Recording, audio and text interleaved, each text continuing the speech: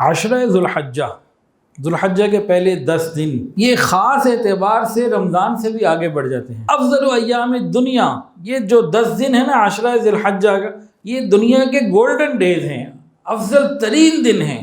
اور جو 9 ذوالحجہ کا روزہ رکھے گا 2 سال کے گناہوں کی معافی، 1 سال اگلا ایک پچھلا۔ اور 9 ذوالحجہ کا روزہ ہمیں کب رکھنا ہے؟ پاکستان کی 9 یا سعودی عرب کی 9؟ بتائیے۔ قربانی کا مقصد کیا ہے؟ حج کا مقصد کیا ہے؟ ملت ابراہیمی کو مزاج ابراہیمی سے روشناس کرانا۔ قربانی واجب ہے، سنت ہے یا مستحب؟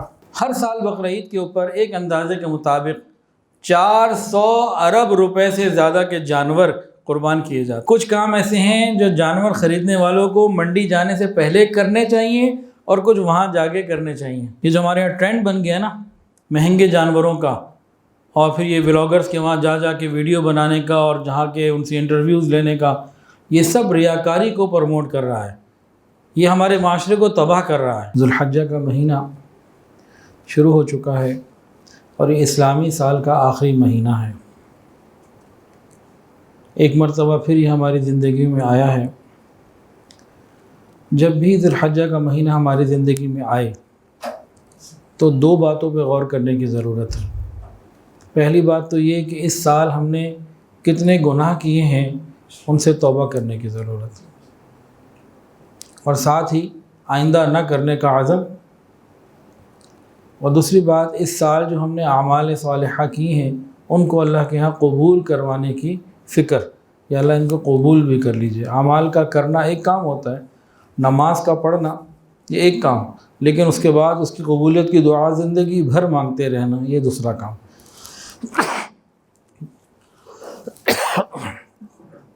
تو یہ ہمیں ہمیشہ کرنا چاہیے۔ اب ہم انشاءاللہ بات شروع کرتے ہیں۔ ذوالحجہ کا پہلا عشرہ، اس میں قربانی، منڈی جانا، منڈی میں جا کے کیا کرنا، جانور لے کے آ کے اس کے ساتھ کیا کرنا، ذبح کیسے کرنا، اور عید۔ تو انشاءاللہ کوشش کی جائے گی کہ اس ایک بیان میں تفصیل کے ساتھ یہ سارے احکامات اور فضائل جو ضرورت کی ہیں موٹی موٹی وہ آ جائیں، جو ایک عام انسان کے لیے کافی رہیں گے انشاءاللہ۔ باقی مزید تفصیلات انسان علماء سے، مفتی حضرات سے پوچھتا رہے۔ سب سے پہلی اور بنیادی بات ضرورت یہ سمجھنے کی ہے کہ قربانی شعائر اسلام میں سے ہے، قربانی اسلام کی نشانیوں میں سے ہے، یہ ایک عبادت ہے۔ عبادت کو عبادت کے طریقے پر ہی ادا کرنا چاہیے۔ الحمدللہ پوری دنیا میں مسلمان قربانی بڑے شوق سے کرتے ہیں، بہت شوق سے کرتے ہیں، لیکن اگر دین کے مطابق سیکھ کر کریں گے تو اس کا فائدہ اور زیادہ ہوگا۔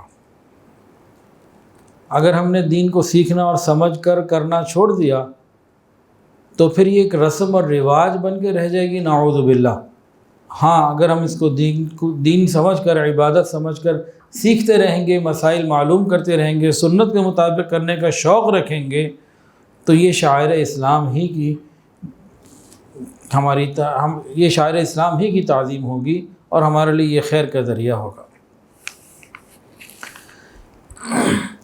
قربانی کے مسائل سیکھنا کیوں ضروری ہے؟ کوئی بتا سکتا ہے اس کا جواب؟ قربانی ہو، حج ہو یا کوئی بھی دین کا عمل، سیکھ کر کرنا کیوں ضروری ہے؟ سمجھ لیجئے، لِيَبْلُوَكُمْ أَيُّكُمْ أَحْسَنُ عَمَلًا، یہ ہے اصل بات۔ لِيَبْلُوَكُمْ أَيُّكُمْ أَحْسَنُ عَمَلًا، اس کا ترجمہ بتائیں جی۔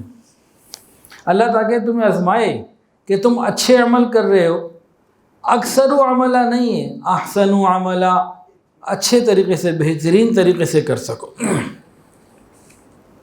اور قرآن مجید کے اندر آتا ہے فَأَمَّا مَنْ ثَقُلَتْ مَوَازِينُهُ فَهُوَ فِي عِيشَةٍ رَاضِيَةٍ، قیامت کے دن جس کے اعمال نامے میں اعمال وزنی ہو جائیں گے، نیکیاں، وہ کامیاب مزیدار زندگی میں ہوگا۔ تو یہاں 2 باتیں معلوم ہوئی ان دونوں باتوں سے۔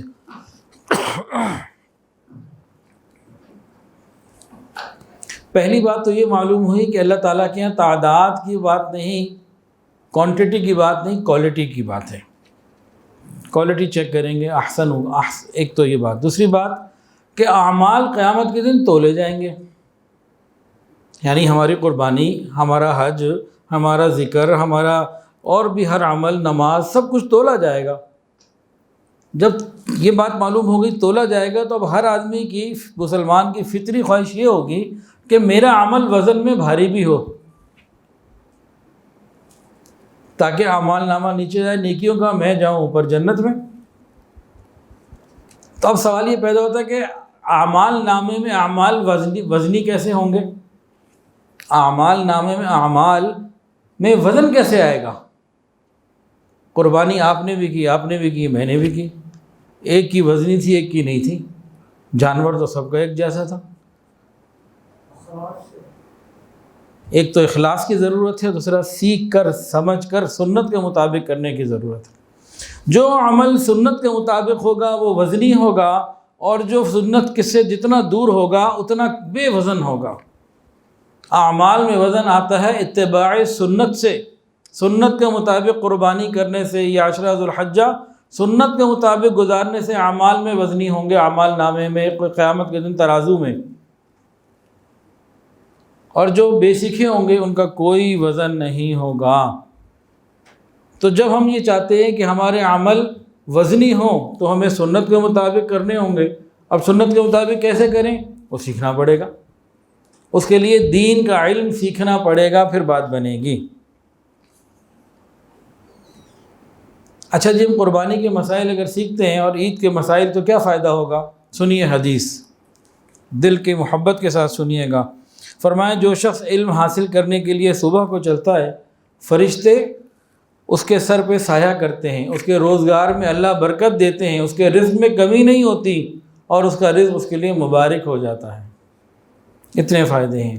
اور ایک حدیث کے اندر آتا ہے، دو بھائی تھے، ایک نبی علیہ الصلوۃ والسلام کے ساتھ رہتا، دین سیکھتا، اور دوسرا مال بناتا، مال کماتا۔ اور جو کماؤ تھا نا، وہ ایک دن جو ہے نا نبی علیہ السلام کے پاس تشریف لائے، کہنے لگے یا رسول اللہ، سارا دن میں کماتا رہتا ہوں، محنت مزدوری کرتا ہوں، یہ آپ کے ساتھ دین سیکھتا رہتا ہے۔ تو انہوں نے تو کسی اور رنگ میں بات کی۔ نبی علیہ السلام نے فرمایا، انہوں نے تو شکایت کی تھی نا، نبی علیہ السلام نے فرمایا شاید تجھے اسی کی وجہ سے رزق ملتا ہو، تو آپ دین کا کام کریں، ڈٹ کے کریں، رزق کی تنگی کا عرش والے سے بالکل خوف نہ کریں۔ آپ دین کا کام سنت کے مطابق کریں، تقوی کے مطابق کریں، ڈٹ کے کریں، اللہ آپ کو وہاں سے رزق دے گا، خدا کی قسم جہاں سے انبیاء کو دیا اس نے۔ پیچھے نہیں ہٹنا، کریں کام، پھر اللہ دیں گے انشاءاللہ۔ اللہ بڑے کریم، اللہ کہہ رہے ہیں کہ تم دین کا کام کرو، دین سیکھو، میں دوں گا، تو ہمیں ٹینشن کیا ہے بھائی؟ کریں گے جی، دین سیکھیں گے انشاءاللہ۔ اور سنیے، نبی علیہ السلام نے فرمایا جو شخص علم حاصل کرنے کے لیے چلتا ہے، اللہ جنت کا راستہ اس کے لیے آسان کر دیتے ہیں۔ جنت کا راستہ کس کے لیے آسان؟ جو علم دین حاصل کرنے کی فکر کرے اور سیکھے۔ فرشتے خوش ہو کر پروں سے اوپر سایہ کر لیتے ہیں، اور ایک جگہ آتا ہے فرشتے اپنے پر اس کے پاؤں کے نیچے بچھا دیتے ہیں۔ یعنی قربانی کے، عید کے یہ مسائل سیکھنے میں یہ ساری فضیلتیں ہمیں مل جائیں گی۔ تو اب کیا خیال ہے؟ نیتیں کر لی ہم نے اچھی دین سیکھنے کی، تو اب آگے ہم سیکھتے جائیں، پڑھتے جائیں، اور اللہ سے مانگیں یا اللہ یہ ساری فضیلتیں اور اس کے علاوہ اور جو فضیلتیں ہیں علم دین سیکھنے سکھانے کی، ہم سب کو عطا فرما۔ ایک فضیلت تو بڑی پیاری ہے، اللہ تعالیٰ اس کو سرسبز و شاداب رکھتا ہے جو اللہ کے نبی کی بات کو آگے پہنچاتا۔ تو اگر ہم دین کا کام کریں گے تو سرسبز و شاداب بھی رہیں گے۔ عشرہ ذو الحجہ کے پہلے 10 دن یہ خاص اعتبار سے رمضان سے بھی آگے بڑھ جاتے ہیں۔ رمضان کی فضیلت اپنی جگہ، لیکن ایک خاص اعتبار سے یہ رمضان سے بڑھ گئے۔ کیسے؟ اللہ تعالیٰ نے اس عشرہ ذو الحجہ کی قرآن پاک میں قسم کھائی ہے، رمضان کے نہ پورے مہینے کی کھائی، نہ کسی ایک عشرے کی کھائی، والفجر ولیال عشر۔ تو اس اعتبار سے یہ رمضان سے بھی آگے ہیں۔ ایک حدیث کے اندر آتا ہے افضل ایام الدنیا، یہ جو 10 دن ہے نا عشرہ ذی الحجہ کا، یہ دنیا کے گولڈن ڈیز ہیں، افضل ترین دن ہیں، لیکن ان گولڈن ڈیز کو یوٹیلائز کرنے کے لیے، قیمتی بنانے کے لیے ہمیں نبی علیہ السلام کی سنتوں کو سیکھنا ہوگا۔ تو ان دنوں کو گولڈن بنانے کے لیے کہ ہمارے حق میں بھی گولڈن بنے نا، ہمارے نامہ اعمال میں یہ گولڈن ہو، بالکل ممتاز، تو ہمیں کچھ سیکھنا بھی ہوگا، کرنا بھی ہوگا۔ ان 10 دنوں کی برکتوں کو غور کیجیے۔ یہ جو راتیں ہیں نا، وَلَيَالٍ عَشْرٍ، 10 راتیں، یہ ہر رات شب قدر کی مانند ہے۔ رمضان میں تو پورے مہینے میں ایک، اور وہ بھی تلاش کرنے سے ملے گی، اور اس کے بارے میں تو اناؤنسمنٹ اوپن ہے، ہر رات شب قدر کی مانند ہے۔ اور ہم بیٹھے ہیں یوٹیوب پہ اور فیس بک پہ اور چیٹ، ادھر ادھر کیا کیا ویڈیو گیمز کھیل رہے ہیں۔ یہ راتیں ایسی نعمت والی ہیں، اور یہ دن کیسے ہیں؟ ہر دن کا روزہ 1 سال کی عبادت کا ثواب۔ آج طبیعت ٹھیک نہ ہونے کی وجہ سے روزہ نہیں رکھ سکا، کل رکھا تھا، انشاءاللہ کل پھر رکھیں گے۔ اس طرح سے میں نے سوچا ہے کہ کام بھی لوڈ بہت زیادہ ہے، تو ملتا جلتا چلائیں گے کام انشاءاللہ، سب کی اپنی اپنی ہمت کے مطابق ہے، تو جس کی جتنی ہمت ہو کرنا چاہیے۔ نبی علیہ السلام یہ لازمی روزے رکھا کرتے تھے، امی عائشہ صدیقہ رضی اللہ عنہا رکھا کرتی تھیں، ازواج مطہرات رکھتی تھیں، ہمیں بھی چاہیے کہ اس کی فکر کریں۔ تو روزانہ عبادت کا ثواب 1 سال کی، ایک روزہ رکھا 1 سال کی عبادت کا ثواب۔ اور جو 9 ذو الحجہ کا روزہ رکھے گا 2 سال کے گناہوں کی معافی، 1 سال اگلا ایک پچھلا۔ بہت تھوڑے اعمال ایسے ہیں کہ جن میں اگلے گناہوں کی معافی کا بھی ذکر، پچھلے کا تو بہت سی جگہ ملتا ہے نا، ابھی تو جو آیا نہیں اس کی معافی کا ذکر اس 9 ذو الحجہ کے روزے میں ملتا ہے۔ اور 9 ذو الحجہ کا روزہ ہمیں کب رکھنا ہے؟ پاکستان کی 9 یا سعودی عرب کی 9؟ بتائیے۔ پاکستان کی کیوں؟ حاجی وہاں پہ ہے، سعودی عرب وہ ہے، اسلام وہاں نازل، پاکستان کی کیوں بھائی؟ کتنے افسوس کی بات ہے۔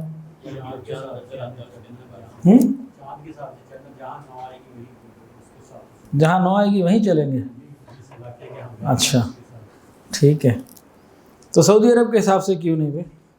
دیکھیں بھائی، سب نے ٹھیک بات کہی، انسان جس ملک میں ہے اور ادھر جو دن چل رہا ہے، تاریخ چل رہی ہے، وقت چل رہا ہے، سورج کا طلوع آفتاب کا سلسلہ، غروب آفتاب کا سلسلہ، اور نمازیں سب اسی حساب سے۔ اب ہم 10 محرم کا روزہ پاکستان کے حساب سے، عیدیں پاکستان کے حساب سے، اور رمضان روزہ پاکستان کے حساب سے، سحری افطاری پاکستان کے حساب سے، سارا سال کی عبادت پاکستان کے حساب سے کرتے ہیں۔ کسی کو کوئی مسئلہ نہیں ہے، 9 تاریخ کو کوئی مسئلہ پیدا ہو جاتا ہے بھئی، یہاں بھی کوئی مسئلہ نہیں ہے، مسئلہ سوشل میڈیا کا پیدا کردہ ہے۔ آج سے کچھ عرصہ پہلے بچے اپنے اساتذہ سے، اپنے والدین سے، اپنے گھر کے ماحول سے سیکھتے تھے، اور آج زیادہ تر یہ میڈیا سے سیکھتے ہیں، نہ اسکول سے سیکھتے، نہ مدرسے سے سیکھتے، نہ ماں باپ سے سیکھتے، آج کل تو یہ زیادہ تر سوشل میڈیا سے سیکھتے ہیں۔ تو ہماری 9 جو ہوگی، اور اس سال ہفتے کا دن ہے، اتوار کو عید ہے، ہماری 9 ہے ہفتے کی، تو 9 ذو الحجہ کا روزہ ہم نے ہفتے کو رکھنا ہے اس سال انشاءاللہ۔ اللہ تعالیٰ ہمیں اس پہ اجر عطا فرمائیں گے۔ پھر یہ 10 دن ایسے ہیں کہ ان 10 دنوں میں نبی علیہ السلام نے کھلا بتا دیا کہ اللہ تعالیٰ کو ان ذو الحجہ کے 10 دنوں کے اعمال سے زیادہ کوئی اور عمل ایسا محبوب ہے ہی نہیں، یہ سب سے زیادہ محبوب، ان 10 دنوں میں ذکر کرنا، اللہ کی عبادت کرنا۔ نبی علیہ السلام سے صحابہ نے پوچھا کیا ان 10 دنوں میں نیک اعمال، ذکر اللہ، جہاد سے بھی افضل؟ فرمایا ہاں، جہاد سے بھی افضل۔ جہاد تو ایک بہت بڑا عمل ہے، لیکن سمجھانے کے لیے بتایا کہ اس سے بھی افضل۔ فرمایا کہ وہ مجاہد جو اللہ کے راستے میں نکلا، شہید بھی ہو گیا، جانور بھی قربان، مال بھی قربان، وہ تو آگے نکل جائے گا، ورنہ اپنے گھر میں بیٹھا ہوا ذکر کرنے والا، عبادت کرنے والا، اس کو بڑی فضیلت اللہ دیں گے۔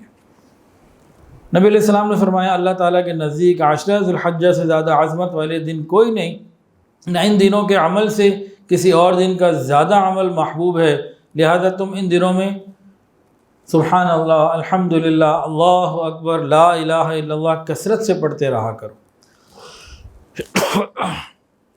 یہ کرتے رہنا چاہیے، پڑھتے رہنا چاہیے۔ چلیں ایک دفعہ سب پڑھ لیں، اللہ اکبر، اللہ اکبر، لا الہ الا اللہ واللہ اکبر اللہ اکبر وللہ الحمد. انفرادی پڑھنا چاہیے، پڑھتے رہنا چاہیے. جنہوں نے قربانی کرنی ہوتی ہے نا، ان کے لیے مستحب عمل، اللہ تعالیٰ کے زیادہ پسند آ جانے والا عمل کیا ہے کہ وہ چاند نکلنے کے بعد قربانی ہونے تک نہ ناخن کاٹیں نہ بال کاٹیں. یہ مستحب عمل ہے، نہ فرض ہے نہ واجب ہے. اگر کسی نے کاٹ لیے تو کوئی غلطی نہیں، کوئی گناہ نہیں.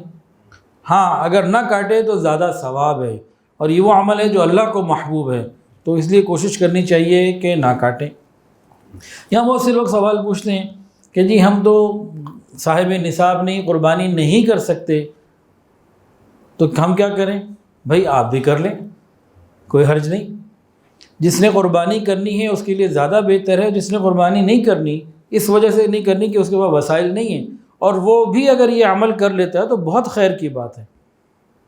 اور اگر دونوں میں سے کسی ایک کا رہ گیا، نہیں کر سکا، تو کوئی حرج کی بات بھی نہیں. تو اس میں پریشان ہونے کی بات نہیں ہے. ہاں اللہ تعالیٰ کا محبوب عمل ہے، کرنا چاہیے.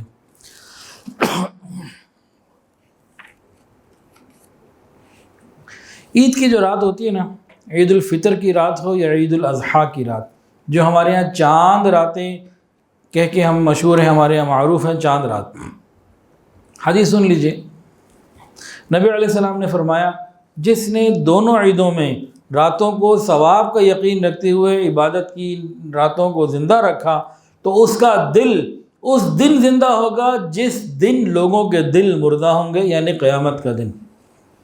چاند راتوں میں، عیدین کی راتوں میں عبادت کرنا یہ بہت محبوب ہے، اور یہ قیامت کے دن دل کے زندہ ہونے کی علامت ہوگی انشاءاللہ. 5 راتیں ایسی ہیں جو شخص ان 5 راتوں کو زندہ کرے گا، جنت اس کے لیے واجب ہو جائے گی. 5 راتیں ایسی ہیں جو شخص ان 5 راتوں کو زندہ کرے گا، جنت اس کے لیے واجب ہو جائے گی.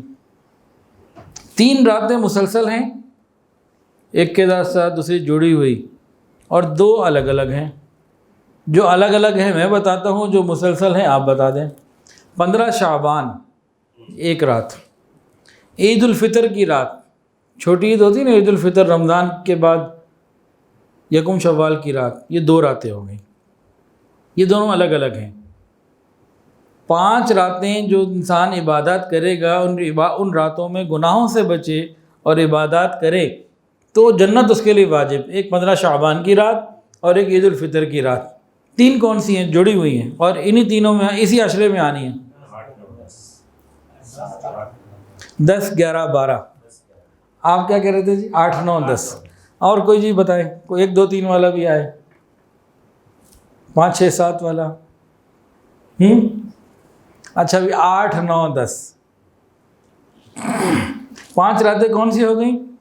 15 شعبان، عید الفطر کی رات، اور ذوالحجہ 8 9 10. 8ویں 9ویں 10ویں رات، تینوں راتیں. یہ 5 راتیں ایسی ہیں جو ان میں عبادات کرے گا، گناہوں سے بچے، نیک اعمال کرے، انشاءاللہ جنت اس کے لیے واجب ہو جائے گی. کتنا آسان اللہ نے کر دیا. ہمیں چاہیے کہ ان راتوں کی قدر کریں. 10 ذوالحجہ کے اعمال میں ایک تو روزہ رکھنا، راتوں کو جتنا آسانی سے ہو، کچھ نفل وغیرہ پڑھ لینا. ایک کام اور بھی ہم کرنا چاہیں تو کریں، بہت اچھا ہے. 70,000 مرتبہ لا الہ الا اللہ ہم پڑھ لیں. کیا پڑھ لیں؟ لا الہ الا اللہ. کتنی مرتبہ پڑھیں؟ 70,000 مرتبہ. کیوں پڑھیں یہ بھی سن لیں. ایک حدیث سن لیجئے، واقعہ سن لیجئے تو بات سمجھ میں آ جائے گی انشاءاللہ. فضائل اعمال میں واقعہ لکھا ہوا ہے. فضائل اعمال حضرت شیخ الحدیث حضرت مولانا زکریا رحمۃ اللہ علیہ کی جو کتاب ہے، اردو زبان میں سب سے زیادہ دنیا میں پڑھی جانے والی کتاب ہے بلا مبالغہ. اس میں واقعہ لکھا ہوا. ایک بزرگ تھے، وہ فرماتے ہیں کہ ایک نوجوان میرے پاس تھا. اس نوجوان کے بارے میں لوگوں میں مشہور تھا کہ اس کو کشف القبور حاصل ہے، یعنی قبر میں مردے کا کیا حال ہے اسے پتہ لگ جاتا ہے. اللہ تعالیٰ بعض لوگوں کو کشف دے دیتے ہیں. تو کہنے لگے کہ اس کو کشف القبور حاصل ہے. یہ بات لوگوں میں مشہور تھی. میں نے بھی سنا ہوا تھا لیکن مجھے اس کی تصدیق نہیں تھی، بس سنا ہوا تھا۔ کہتے ہیں ہم سب بیٹھے ہوئے تھے، اچانک وہ نوجوان چیخا۔ میں نے پوچھا بھتیجے کیا ہوا؟ کہنے لگا میری والدہ کو قبر میں عذاب ہو رہا ہے۔ فرماتے ہیں کہ میرے پاس 70,000 دفعہ لا الہ الا اللہ کا ایک مکمل نصاب موجود تھا جو میں نے ابھی تک کسی کو ہدیہ نہیں کیا تھا۔ فرماتے ہیں کہ میری ترتیب یہ تھی کہ 70,000 دفعہ لا الہ الا اللہ پڑھتا، کسی کو ہدیہ کر دیتا، تو یہ میں کرتا رہتا تھا۔ ایک ابھی میرے پاس موجود تھا اور میں یہ اس لیے کرتا تھا کہ حدیث مجھے یہ پہنچی ہے کہ جو شخص لا الہ الا اللہ 70,000 مرتبہ پڑھ کر کسی کو ہدیہ کر دے اللہ اس کی مغفرت فرما دیتے، تو میں یہ کرتا رہتا تھا۔ تو جب یہ ہوا نوجوان چیخا، میں نے پوچھا کیا؟ تو کہنے لگا ماں کو قبر میں عذاب۔ تو دل ہی دل میں نے اللہ میاں سے عرض کی یا اللہ وہ جو 70,000 پڑھا ہوا ہے نا اس کی ماں کے لیے ہدیہ۔ کہتے ہیں ابھی بس اسی مجلس میں بیٹھے ہوئے ہیں تو اس کے ایک دم وہ مسکرا رہا ہے، خوش ہو گیا۔ میں نے پوچھا بھائی کیا ہوا؟ کہنے لگا وہ اللہ نے مہربانی فرما دی اور میری ماں قبر میں جو ہے جنت کی ٹھنڈی ہوائیں آ رہی ہیں، ادھر تو ماحول بدل گیا۔ تو فرماتے ہیں کہ مجھے اس سارے واقعے سے 2 باتیں معلوم ہوئیں۔ نمبر 1 تو یہ معلوم ہوا کہ اس نوجوان کے بارے میں جو خبر مشہور ہے نا کہ اس کو کشف القبور حاصل ہے، تو یہ ٹھیک ہے، غلط نہیں ہے۔ اور دوسری بات اس حدیث کے اوپر کیسا زبردست فوری طور پر جو ہے نا وہ اس کی برکت نظر آئی کہ کتنا مؤثر اور مفید عمل ہے یہ، ہم کبھی بھی کر سکتے ہیں۔ اور یہ ان 10 دنوں کے لیے نہیں ہے، جب مرضی کریں، لیکن جب یہ دن ہیں ہی ذکر کے تو کثرت سے انہی دنوں میں کر لیں۔ تو ہم کوشش کریں ان 10 دنوں میں 70,000 دفعہ کریں۔ بھئی 10 میں نہیں ہوں گے، 12-15 میں ہو جائیں گے، شروع تو کریں، ہمت تو کریں، اللہ تعالیٰ مہربانی فرما دیں گے انشاءاللہ۔ چند دن پہلے ایک خاتون کا میسیج آیا کہ یہ عاشرہ ذو الحجہ شروع ہونے والا ہے، مجھے بتائیے میں کیا کروں۔ میں نے انہیں چند چیزیں بتا دی، اگلے نے پوچھی بتا دی۔ آج ظہر کے بعد ان سے بات ہوئی تو یہ 70,000 دفعہ بھی انہوں نے شروع کر دیا، روزانہ بلا ناغت صلاۃ و تسبیح چل رہی ہے، روزہ بھی چل رہا ہے۔ اس کے علاوہ جو مزید وقت ہوتا ہے اور بھی کافی تفصیلات مجھے بتائیں کہ جی میں یہ الحمدللہ میں کر رہی ہوں۔ یہ آج کی بات ہے، پرانی آپ کو گزشتہ کسی بزرگ کی نہیں سنا رہا۔ نمازیں اپنی جگہ اور باقی ساری چیزوں کے ساتھ کہ جی ان 10 دنوں میں روزوں کے ساتھ یہ سب کچھ بھی، تو ہمت کرنے والے تو ابھی بھی کر رہے ہیں، ہم نہیں کر رہے تو اس کا کیا مطلب ہے کہ لوگ بھی نہیں کرتے؟ نہیں، بڑے بڑے ہمت کرنے والے باہمت موجود ہیں، ہم بھی ہمت کریں، اللہ تعالیٰ مہربانی فرمائیں گے انشاءاللہ۔ 1 ذو الحجہ سے لے کے 10 ذو الحجہ تک کثرت سے اللہ اکبر، لا الہ الا اللہ، الحمدللہ، یہ پڑھتے رہا کریں، سبحان اللہ، الحمدللہ، اللہ اکبر، لا الہ الا اللہ، یہ پڑھتے رہا کریں۔ اچھا جی، تکبیر تشریق کن کو آتی ہے جی؟ کوئی بھی سنا دیں، سنائیں حضرت، آپ سنائیں۔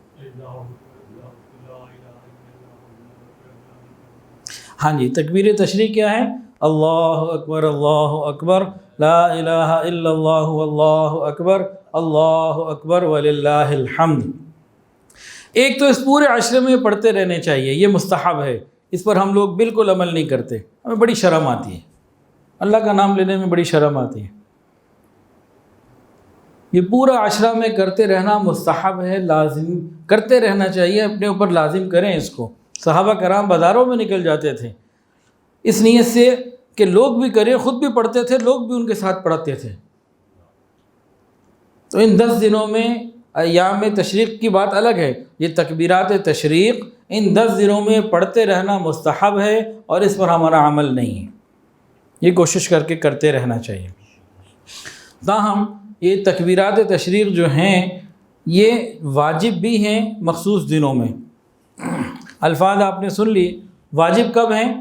9 ذو الحجہ کی صبح سے لے کے 9 ذو الحجہ کی فجر سے لے کے 13 کی عصر تک، 9، 10، 11، 12، 4 دن کی 5 نمازیں لگائیں تو 20، اور 13 کی 3 نمازیں تو 23 نمازیں ہو گئیں۔ اور ہر فرض نماز کے بعد ایک مرتبہ مردوں کو مناسب اونچی آواز سے اور عورتوں کو آہستہ آواز سے پڑھنا واجب، اور ہر مسلمان کے اوپر، وہ مسافر ہے، مقیم ہے، چھوٹا بڑا، مرد عورت اور حاجی بے حاجی، سارے سب کے لیے پڑھنا ہے، سب نے پڑھنا ہے ایک مرتبہ۔ اگر نہ پڑھا تو توبہ استغفار ضروری ہے، اللہ سے معافی مانگنا ضروری ہے، اس کو چھوڑ دینا اس کا ترک گناہ ہے۔ تو ایام تشریق ہیں 9 تاریخ سے لے کے 9 کی فجر سے 13 کے عصر تک، تو اس میں ہمیں یہ شوق سے پڑھنا چاہیے، یہ واجب ہے۔ جو پہلے والا بتایا 10 دن والا، وہ واجب نہیں، مستحب ہے۔ اچھا، اس واجب کے اوپر الحمدللہ بہت عمل ہے، اللہ کا شکر ہے، اللہ کا بڑا شکر ہے، لیکن ہمیں مستحب پر بھی عمل کرنا چاہیے۔ اور ان دنوں میں بھی جب ایام تشریق میں ہر فرض نماز کے بعد 1 مرتبہ پڑھنا واجب ہے، ان دنوں میں بھی ہمیں چلتے پھرتے گاہے وقتاً پڑھتے رہنا چاہیے، تاکہ اللہ کی عظمت ہمارے دلوں میں بڑھے، گناہ کرنا کم ہو جائے گا۔ جب اللہ کی عظمت اور بڑائی ہمارے اندر بڑھ جائے گی تو گناہ سے خود بخود نفرت پیدا ہوگی۔ تو کریں گے جی انشاءاللہ، پھر پڑھ لیں اللہ اکبر لا الہ الا اللہ واللہ اکبر وللہ الحمد۔ گھر میں بچوں کو اور عورتوں کو بھی سمجھائیں کہ بھئی پڑھتے رہا کریں، برکت ہی برکت ہوگی، یہ دن ہیں ہی اسی لیے۔ پھر پڑھ لیں اللہ اکبر لا الہ الا اللہ واللہ اکبر وللہ الحمد۔ ماشاءاللہ تسبیحات میں پڑھیں پڑھیں گے یہ انشاءاللہ۔ اب قربانی کے فضائل سن لیجئے۔ قربانی کے فضائل سن کر دل یہ کرتا ہے کہ جس کے پاس ککھ بھی نہ ہو وہ بھی قربانی کرے، ایسے فضائل ہیں۔ بعض سے لوگ نا جان چھڑاتے ہیں قربانی سے، وہ جناب کسی کا فون آیا، بچوں کی تعلیم کے لیے اتنے لاکھ روپے رکھے ہوئے ہیں، فلانی چیز کے لیے اتنے، ہی کرایہ آتا ہے ادھر نکل جاتا ہے، وہ تنخواہ آتی ہے ادھر نکل جاتی ہے، ہاتھ میں کچھ نہیں بچتا، تو قربانی تو نہیں کرنی نا ہمیں، ہماری تو جان کسی طرح بول دے کہ نہیں کرنی، یہ کام اس کے لیے، یہ اس کے لیے، یہ اس کے لیے، پورا ایک بجٹ بنا لیا، کس کس کام کے لیے پیسے موجود ہیں، وہ سارے بنا کے، اور ساتھ یہ اس کے ہیں وہ اس کے ہیں، بس میں پوجا فارغ کریں کیا؟ ارے خدا کے بندو، فضائل تو سنو۔ جو شوق سے محبت سے ان فضائل کو سن لے اور قیامت کے دن کا استحضار کرے کہ میں اس وقت کس حال میں ہوں گا، اللہ کی قسم وہ قربانی کیے بغیر رہ نہیں سکتا۔ سنے تو صحیح شوق سے محبت سے، ہاں جو نہیں سن رہا یا جس تک نہیں پہنچ رہی بات، یہ ان لوگوں کی باتیں۔ ذرا سنیے، امی عائشہ صدیقہ رضی اللہ تعالیٰ عنہ نے فرمایا کہ نبی علیہ السلام کا ارشاد ہے کہ ذوالحجہ کی 10 تاریخ بانی بقر عید کو کوئی نیک عمل اللہ کے نزدیک قربانی کرنے سے زیادہ محبوب نہیں، خون بہانے سے زیادہ پسندیدہ نہیں۔ اور آگے سنیے، یہ چھوٹی بات ہے کہ اللہ کو پسند نہیں ہے، یہی بڑی بات ہے بھائی کہ ہم وہ عمل کریں جو اللہ کو پسند ہے۔ دوسری بات سنیں، قیامت کے دن قربانی کرنے والا اپنے جانور کے بالوں کو، سینگوں کو اور کھروں کو لے کر آئے گا، یہ چیزیں عظیم ثواب کا ذریعہ بنیں گی انشاءاللہ۔ نیز فرمایا کہ قربانی کا خون زمین پر گرنے سے پہلے اللہ تعالیٰ کے نزدیک شرف قبولیت حاصل کر لیتا ہے، لہذا تم خوش دلی کے ساتھ قربانی کیا کرو، خوش دلی کے ساتھ۔ کن چیزوں کا ذکر کیا آقا نے؟ بال، سینگ اور کھر۔ دیکھیں جب قربانی کا گوشت تقسیم ہوتا ہے، آپ کسی کو بھیجتے ہیں، آج تک کبھی کسی نے کسی کو کھر بھیجے جی؟ بال بھیجے؟ سینگ بھیجے؟ کبھی گھر میں فریج میں رکھی ہے چیزیں؟ ویسے کل پرسوں واٹس ایپ پہ ایک بڑا زبردست میسیج آیا ہوا تھا کہ لوڈ شیڈنگ کا جو حال ہے، اس دفعہ قربانی کا گوشت تقسیم کرنا ہی بہتر ہے، جو پڑے خراب ہو جائے، لائٹ ہی نہ ہو تو تقسیم کر دو، ثواب تو لے لو۔ چلے یہ تو ایک بیچ میں مذاق کی بات ہو گئی، لیکن نبی علیہ السلام نے ان چیزوں کا ذکر کیا جن کی ہمارے یہاں کوئی حیثیت ہی نہیں، ان کے بدلے اتنا ثواب ملے گا تو باقی چیزوں کا کتنا ملے گا بندہ خود سوچ لے۔ اللہ کا محبوب عمل، اللہ کو پسندیدہ، قبول بھی ہو گیا، 70 گنا وزن۔ اب اگلی حدیث سنیے، اے فاطمہ جاؤ اپنی قربانی پہ حاضر دو، اس کے خون سے جو پہلا قطرہ گرے گا تمہارے سارے گناہ معاف۔ ایک حصہ ڈالنے سے سارے گناہ معاف ہو جائیں تو کون ہے جو قرضہ لے کے نہ ڈالے بھائی؟ جس کو یہ پتہ ہو کہ قربانی کرنے سے میرے گناہ معاف ہو جائیں گے، وہ کسی بھی طرح قربانی کا حصہ ڈال دے گا کہ بھائی میرے گناہ معاف ہو رہے ہیں، وہ پھر ادھر ادھر کی باتیں نہیں سنے گا۔ فرمایا وہ جانور قیامت کے دن اپنے خون اور گوشت کے ساتھ لایا جائے گا اور 70 گنا فضیلت، 70 گنا وزن بڑھا کے اس کا میزان پہ رکھ دیا جائے گا۔ ایک صحابی حضرت ابو سعید تڑپ کے آگے بڑھے، یا رسول اللہ یہ صرف فاطمہ اور اہل بیت کے لیے یا عوام آدمیوں کے لیے بھی ہے؟ باقی امت کے لیے بھی ہے؟ آقا نے فرمایا اہل بیت کے لیے تو خاص ہے لیکن باقی امت کے لیے بھی ہے۔ اب جس کو پتہ لگے ایک جانور قربان کر دینے سے یہ ہو جائے گا تو بتائیں کون پیچھے رہ سکتا ہے؟ ایک اور حدیث سن لیجئے، حضرت عبداللہ ابن عباس رضی اللہ تعالیٰ عنہ سے روایت ہے، آقا نے فرمایا کہ عید کے دن قربانی کا جانور، اس کے اوپر پیسے خرچ کرنا، ذبح کرنا اللہ تعالیٰ کے ہاں اور باقی تمام اخراجات اور خرچ سے زیادہ فضیلت رکھتا ہے۔ پوچھا یہ قربانی کیا ہے؟ فرمایا تمہارے باپ ابراہیم کی سنت ابیکم ابراہیم۔ کہا ہمارے لیے کیا؟ کہا ہر بال کے بدلے ایک نیکی۔ ہمارے سر کے اوپر کتنے بال ہیں کسی کو پتہ؟ کبھی گنے تو پورے جانور کے جسم پہ کتنے بال ہوں گے بھائی؟ تو ایک جانور کے حصے میں اتنی فضیلتیں مل رہی ہیں، تو جس شخص کو یہ فضیلتوں کا علم ہو جائے وہ کبھی جان چھڑانے کی کوشش کرے گا؟ کہے گا نہیں، مجھے بتائیں، میں نے کرنی ہے قربانی۔ چند سال پرانی بات ہے، ایک خاتون کا مجھے فون آیا، اس زمانے میں حصہ جو تھا نا لاہور کا کوئی 7,000 روپے کے قریب تھا، تو کہنے لگی حضرت میں غریب ہوں، قربانی میرے اوپر واجب نہیں ہے، میں روزانہ 15-20 روپے، کبھی 25 روپے، کبھی 50 روپے، کبھی 10 روپے، کبھی 70 روپے، سارا سال میں بمشکل ایک حصے کے پیسے ڈال لیتی ہوں، تو کیا میری قربانی قبول ہو جائے گی؟ کہ جی مجھے قربانی کا بڑا شوق ہے، میرا بھی دل کرتا ہے۔ تو اس کو تو میں نے جواب دے دیا سادہ سا کہ ہاں انشاءاللہ قبول ہو جائے گی۔ جب فون بند کیا تو میں نے کہا یا اللہ اس کی برکت سے میری بھی قبول فرما لے۔ سارا سال قربانی کا شوق، یاد رکھیے، شوق سے، محبت سے، دل کی رضا کے ساتھ اللہ کی محبت کے لیے قربانی کیجئے، اللہ مہربانی فرما دیں گے۔ لیکن ہمارے پر واجب ہوئی اور ہم نے نہ کی، اللہ اس پیسے کو کہیں گناہ میں ضائع کروا دیں گے، آپ کے پلے پھر نہیں رہنا، کہیں بھی فضول میں اللہ اس کو لگوا دیں گے۔ جن کے پاس حج کے پیسے ہوتے ہیں، حج فرض ہوتا ہے، نہیں جاتے، وہ پیسہ اللہ کہیں اور ضائع کروا دیتے ہیں۔ یہ باتیں حدیث میں موجود ہیں۔ ہم اللہ کے حکم پر خرچ کر دیں، ثواب بھی ملا اور برکت بھی ملی، اس کا ریٹرن بھی آ جائے گا، پیسے کے بدلے اور آ جائے گا انشاءاللہ، اور نہیں کیا تو پھر یہ ضائع ہو جائے گا۔ اللہ اکبر کبیرہ۔ اچھا جی، اب جو مضمون شروع ہو رہا ہے، بہت اہم بات، قربانی سے اللہ ہمیں سکھانا کیا چاہتے ہیں؟ یہ سوال ہے جی، اس کے جواب دیں۔ قربانی سے اللہ تعالیٰ ہمیں سکھانا کیا چاہتے ہیں؟ اللہ تو خود کہہ رہے ہیں لَن يَنَالَ اللَّهَ لُحُومُهَا وَلَا دِمَاؤُهَا وَلَٰكِن يَنَالُهُ التَّقْوَىٰ مِنكُمْ۔ تمہارا یہ گوشت نہیں میرے پاس پہنچتا، نہ خون، تمہارے دل کا تقویٰ، تعلق، محبت، یہ چیزیں پہنچتی ہیں۔ قربانی سے ہمیں اللہ سکھانا کیا چاہتے ہیں؟ جی سوال ہے جی، بتائیں، جواب دیں۔ مختلف جواب بھی ہو سکتے ہیں، ایک جواب میں بھی دوں گا، تقویٰ اور اطاعت اور قربانی اور پرہیزگاری اور محبت اور، اچھا جی، یہ سارے جواب اپنی جگہ درست ہیں، لیکن ایک جواب سن لیجئے، اس سے نا قربانی کا اور حج کا فلسفہ مکمل ذہن نشین ہو جائے گا انشاءاللہ۔ ہم ملت ابراہیمی ہیں۔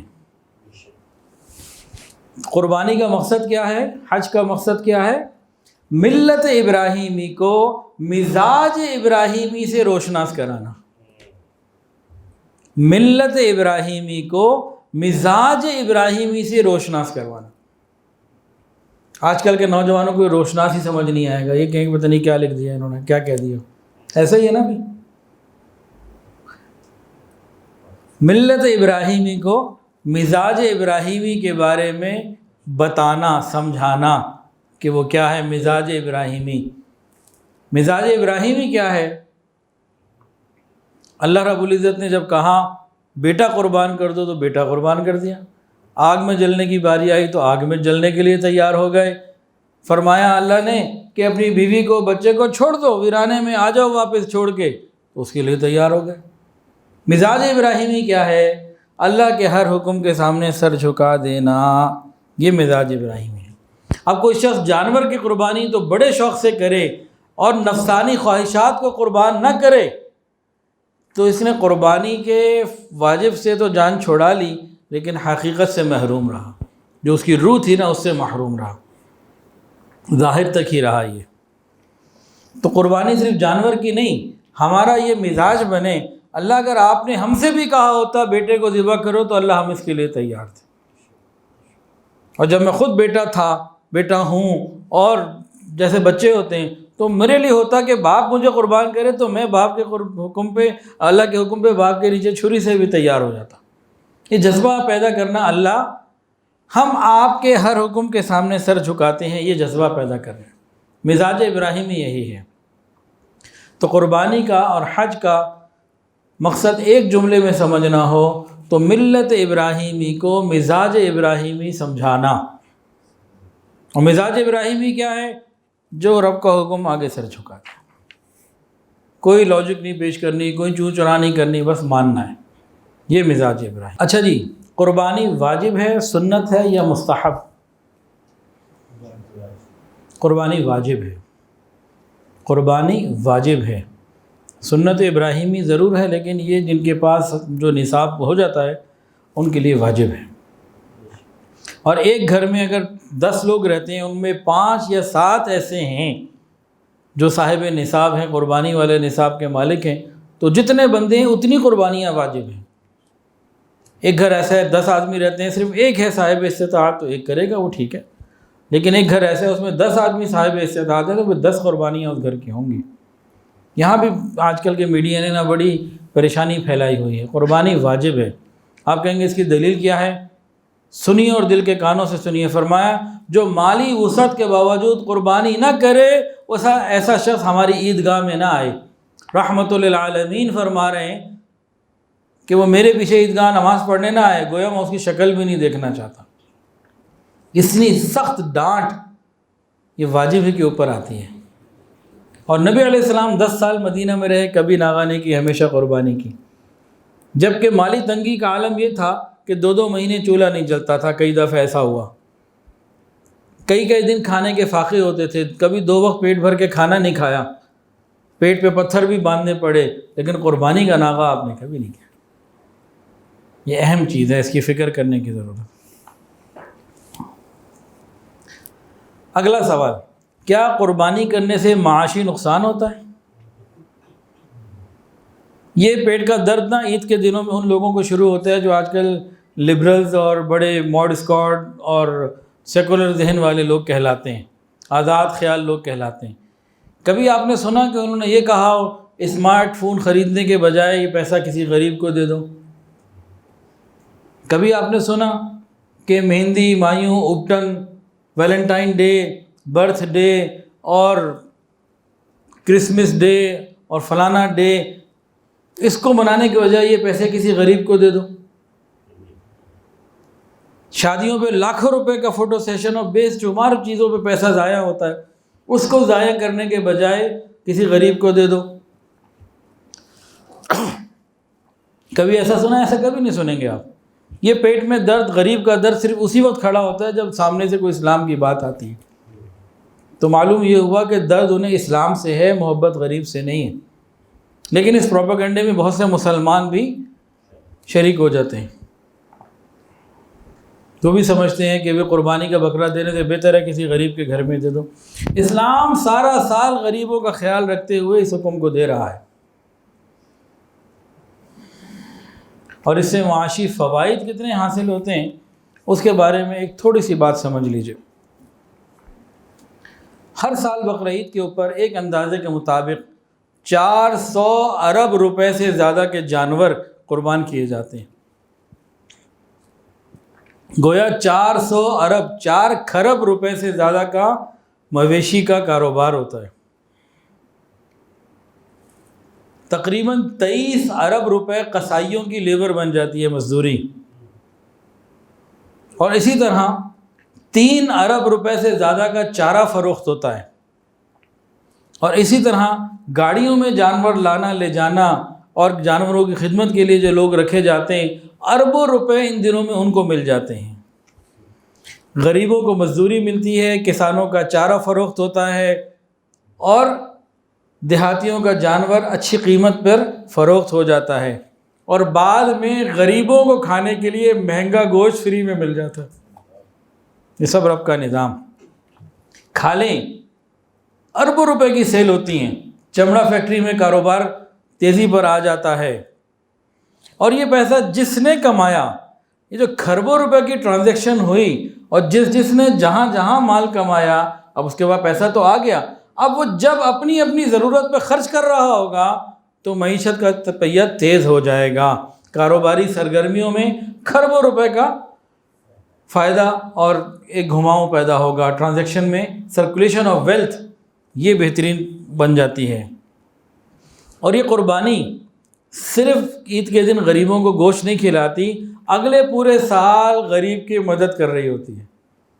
یہ اللہ کا بنایا ہوا ایسا ایک نظام ہے۔ دنیا کا کوئی ملک اربوں روپے کا ٹیکس لگا کے لوگوں کے ریلیف میں دینا چاہے تو اکنامکس والے بتاتے ہیں کہ وہ اتنا سب کچھ اتنی دور تک نہیں پہنچا سکتے جو یہ رب کا نظام قربانی سے پہنچتا ہے۔ اور اکنامکس کی زبان میں سرکولیشن آف ویلتھ، اس کو رکھ کے قربانی کے سارے نظام پہ غور کیا جائے تو عقل دنگ ہو جاتی ہے، کام نہیں کرتی کہ رب کا نظام کیا ہے۔ ایک چھوٹی سی مثال میں آپ کو دیتا ہوں۔ ہم لوگ الحمدللہ اپنے الکحف کے پلیٹ فارم سے کئی سالوں سے قربانی کر رہے ہیں۔ گلگت اور چترال اور دور دراز اپر چترال، ایسے پہاڑی علاقوں میں جہاں جانا بھی مشکل، ہماری ٹیمیں وہاں جاتی ہیں، جانور خریدتی ہیں، چھوٹے چھوٹے گاؤں میں وہیں جانور خریدتے ہیں، اس کو نیچے نہیں لاتے اپر چترال سے، یا جس گاؤں میں ہے بس وہیں رکھا اس کو، وہاں معتمد آدمی تلاش کیے، ان کو کہا بھائی اس کو رکھو عید تک، عید والے دن ذبح کر کے تصویریں ہمیں بھیج دو، گوشت خود کھا لو، اسی گاؤں میں کر دیتے ہیں۔ اب یہاں اگر کوئی آدمی خیرات تقسیم کرنے نکلے وہاں کیسے پہنچے گا؟ کہاں کہاں پیسہ پہنچتا ہے۔ اب جب ذبح کرتے ہیں تو وہاں کے لوگوں کو بھی کوئی ذبح کر، قصائی والے کو بھی 2-3 ہزار روپے مل جاتے ہیں۔ تو ایک سلسلہ ہے یہ پورا، اور اللہ کا حکم میں شوق سے پورا کرنا چاہیے۔ قربانی کس مال کے اوپر واجب ہے؟ قربانی کن پہ واجب ہے؟ دیکھیے جی، 52.5 تولہ چاندی کی مالیت تقریباً 85 یا 90 ہزار ہے، تقریباً آج کے حساب سے نا، تقریباً بتا رہا ہوں۔ تو جس آدمی کے پاس یہ 85,000 90,000 کا اماؤنٹ ہے، اس نے قربانی کرنی ہے۔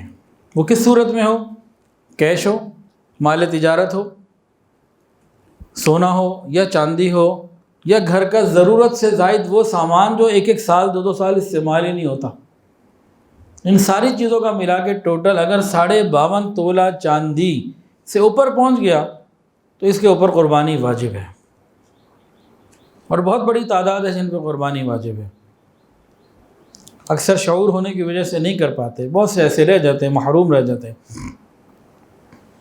بچوں کی شادی کے لیے پیسہ رکھا ہوا ہے، مکان کی تعمیر کے لیے پیسہ رکھا ہوا ہے، تو اس پہ بھی حج کے لیے رکھا ہوا ہے تو قربانی تو واجب ہے۔ 1 تولہ سونا بھی کسی کے پاس ہے تو قربانی واجب ہو گئی۔ کوئی 1.5 لاکھ کے قریب تو سونا ہے غالباً، جو بھی ریٹ ہے۔ تو اس لیے قربانی کے بارے میں دل چھوٹا نہ کریں، ہم تو رب کے سامنے قربان خود ہونے کے لیے تیار ہوں، جانور قربان کرنے کے لیے بہانے نہ تلاش کریں۔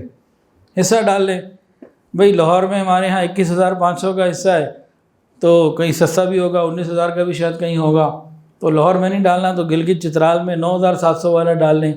اچھا، بہت سے لوگ سوال پوچھتے ہیں، مجھ سے بہت لوگ سوال یہ پوچھ رہے ہیں کہ جی ہم رہتے لاہور میں، کراچی میں، یا اپنا کسی جگہ پہ رہتے ہیں، تو یہاں تو قربانی 20,000 کے لگ بھگ ہے، تو اگر ہم 9,700 والی گلگت چترال میں ڈال دیں تو ہماری واجب قربانی پوری ہو جائے گی؟ جی بالکل پوری ہو جائے گی، کوئی مسئلہ نہیں۔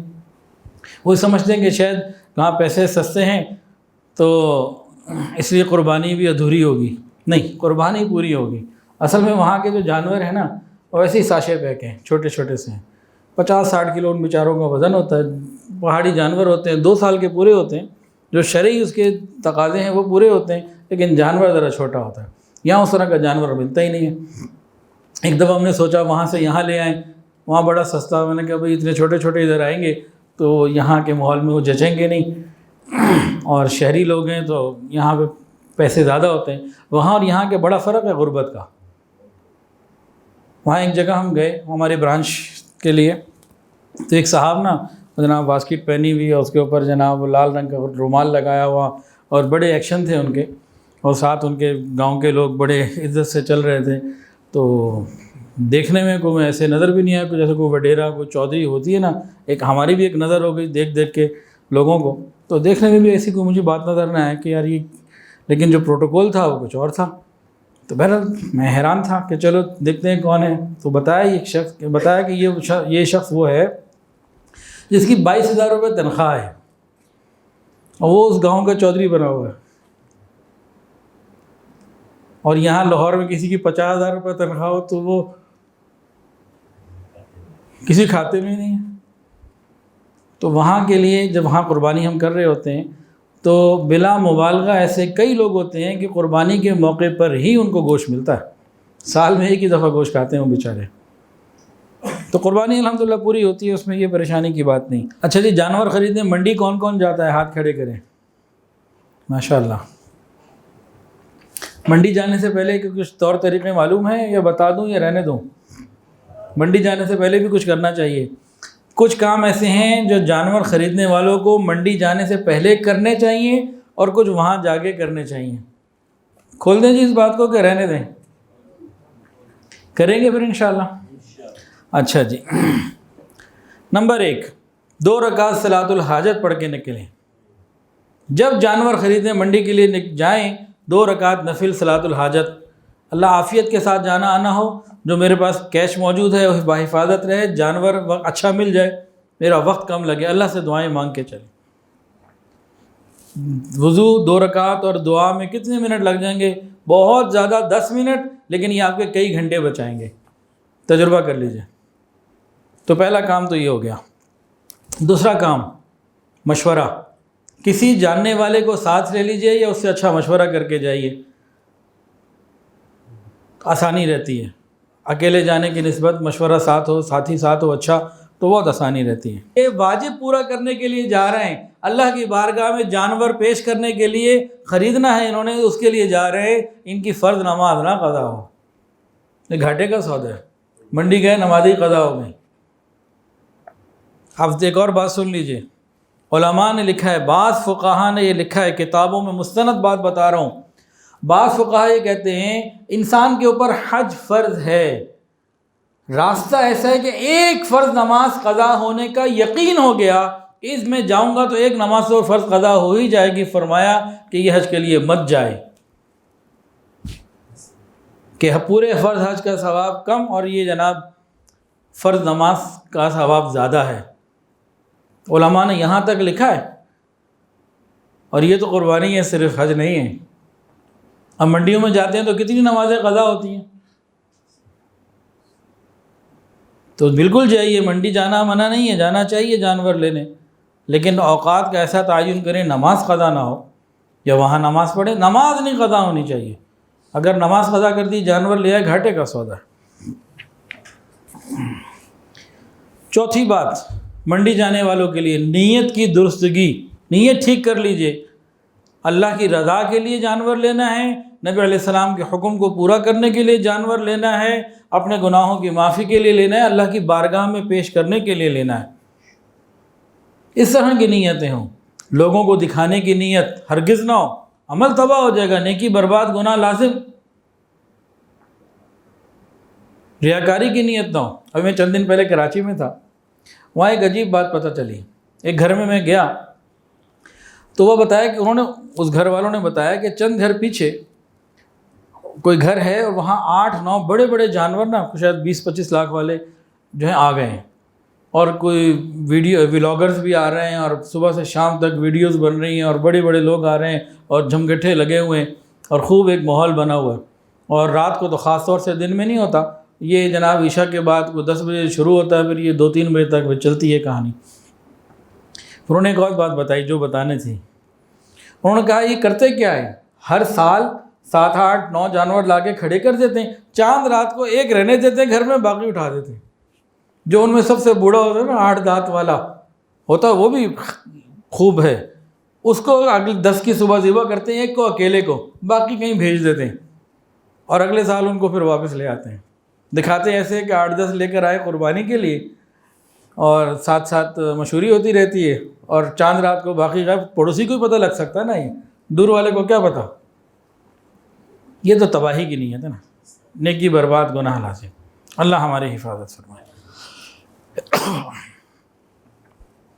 یہ جو ہمارے یہاں ٹرینڈ بن گیا نا مہنگے جانوروں کا، اور پھر یہ ولاگرز کے وہاں جا کے ویڈیو بنانے کا اور جہاں کے ان سے انٹرویوز لینے کا، یہ سب ریاکاری کو پروموٹ کر رہا ہے، یہ ہمارے معاشرے کو تباہ کر رہا ہے۔ یہ چیزیں نہیں ہونی چاہیے۔ ایک مناسب اچھا خوبصورت جانور انسان اپنی استطاعت کے مطابق لے لے، دل کا جذبہ یہ اللہ قبول کر لے، اللہ قبول کر لے، اللہ کے ساتھ معاملہ ہے۔ اچھا جی، منڈی میں جب جائیں جانور خریدنے کے لیے، جب جانور کا ریٹ طے ہو جائے نا، اب پیسے دینے بڑی خوش دلی کے ساتھ نکالیں۔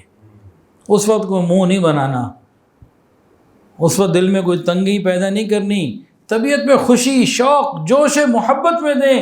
ارے یہ وہ جانور ہے جو مجھے اللہ کے قریب کر دے گا، میں اس کو خرید رہا ہوں تو شوق سے پیسے دوں۔ یہ محبتوں کے ساتھ کریں نا، پھر منڈی میں جا کے مزہ بھی آئے گا۔ اور منڈی میں جانے سے پہلے جب کیش جیب میں رکھیں تو مال حلال ہونا چاہیے، حرام مال کا جانور اللہ کو پسند نہیں۔ اور منڈی میں جانے سے پہلے مسائل کا سیکھنا ضروری، ایسے ہی نہیں منہ اٹھا کے بندہ چلا جائے، سیکھ کے جائے کوئی کیا چیز لینی ہے، موٹی موٹی باتیں اسے معلوم ہونی چاہیے۔ حضرت عمر فاروق رضی اللہ تعالیٰ عنہ فرمایا کرتے تھے،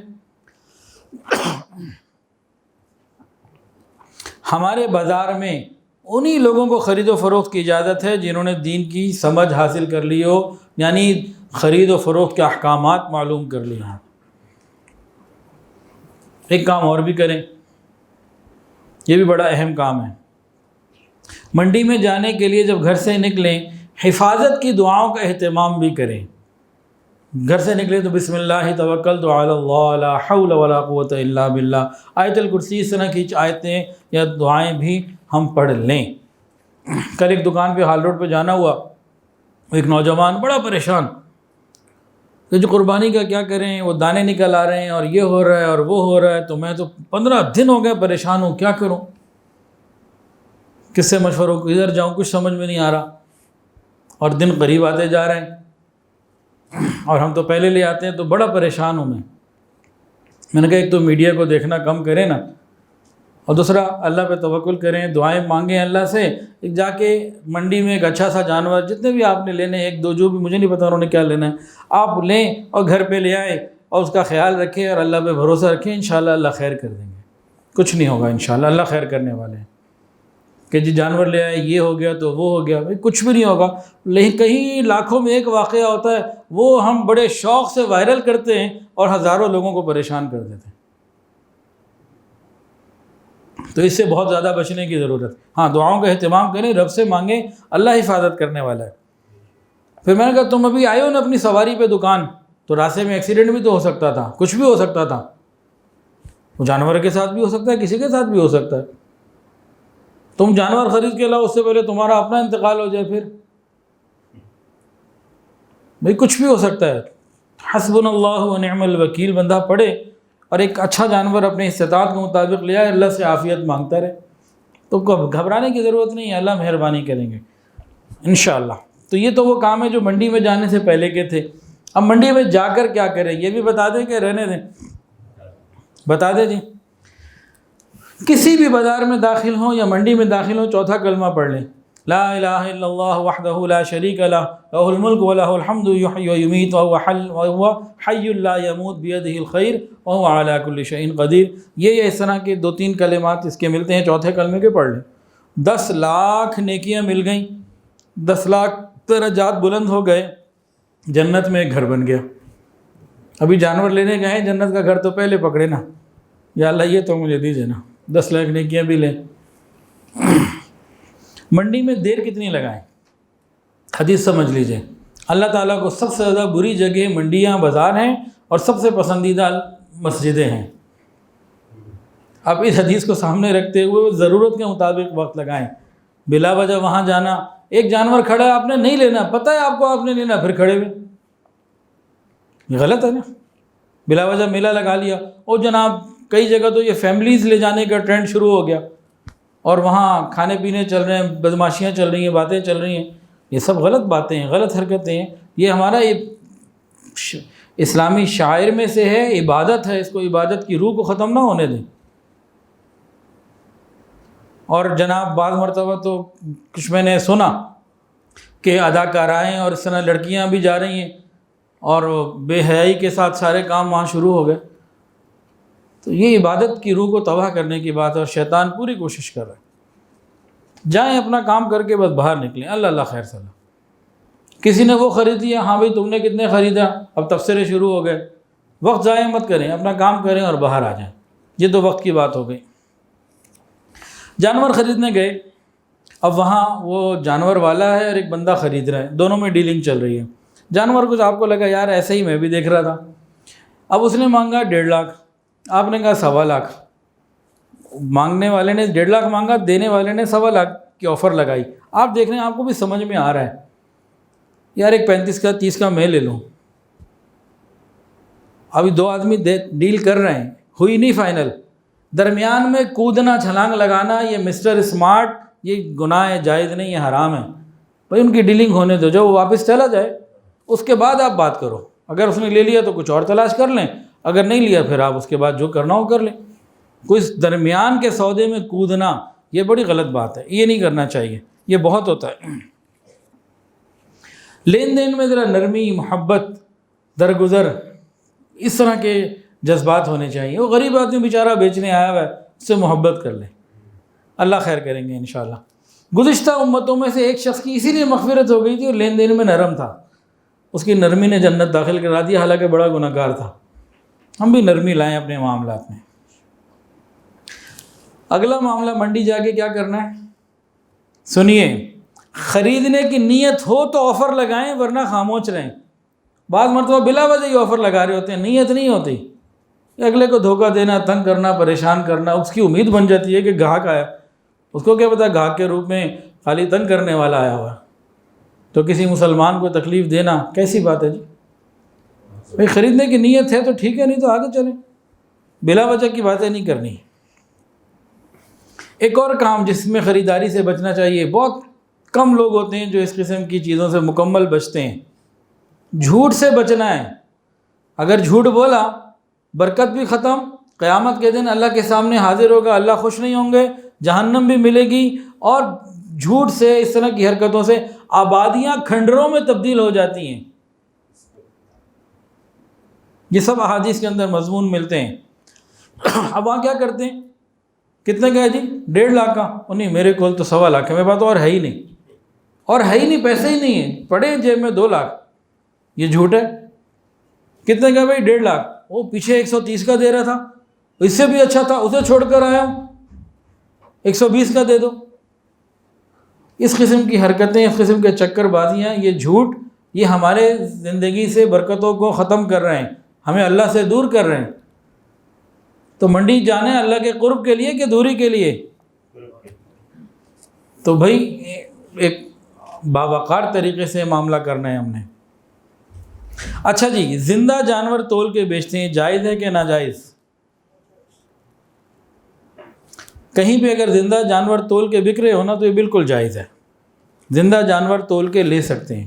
بلکہ میرے خیال میں جہاں انہوں نے ریٹ لکھ کے لگایا ہوا ہے نا کہ 280، 380، 480 روپے کلو، جو بھی ریٹ لکھ کے لگایا ہوا ہے، وہاں پہ 2 نمبریاں بڑی کم ہوتی ہیں۔ بھائی جانور کھڑا ہے، وزن کیا، ریٹ لکھا ہوا ہے، آپ کیلکولیشن کرو، سمجھ میں آ رہا ہے لے لو، نہیں تو باہر۔ یہاں پہ ذرا نسبتاً بہتر رہتا ہے، لیکن بہرحال یہ کوئی اصول میں نہیں بتا رہا، لیکن عام طور سے ایسا محسوس مجھے ہوتا ہے کہ اس میں ذرا چکر بازیاں کم ہوتی ہیں۔ اچھا جی، منڈی جانے والے ایک بات کا اور خیال کریں، ان کے اپنے کپڑے ناپاک نہ ہوں، اس کا بھی خیال کریں،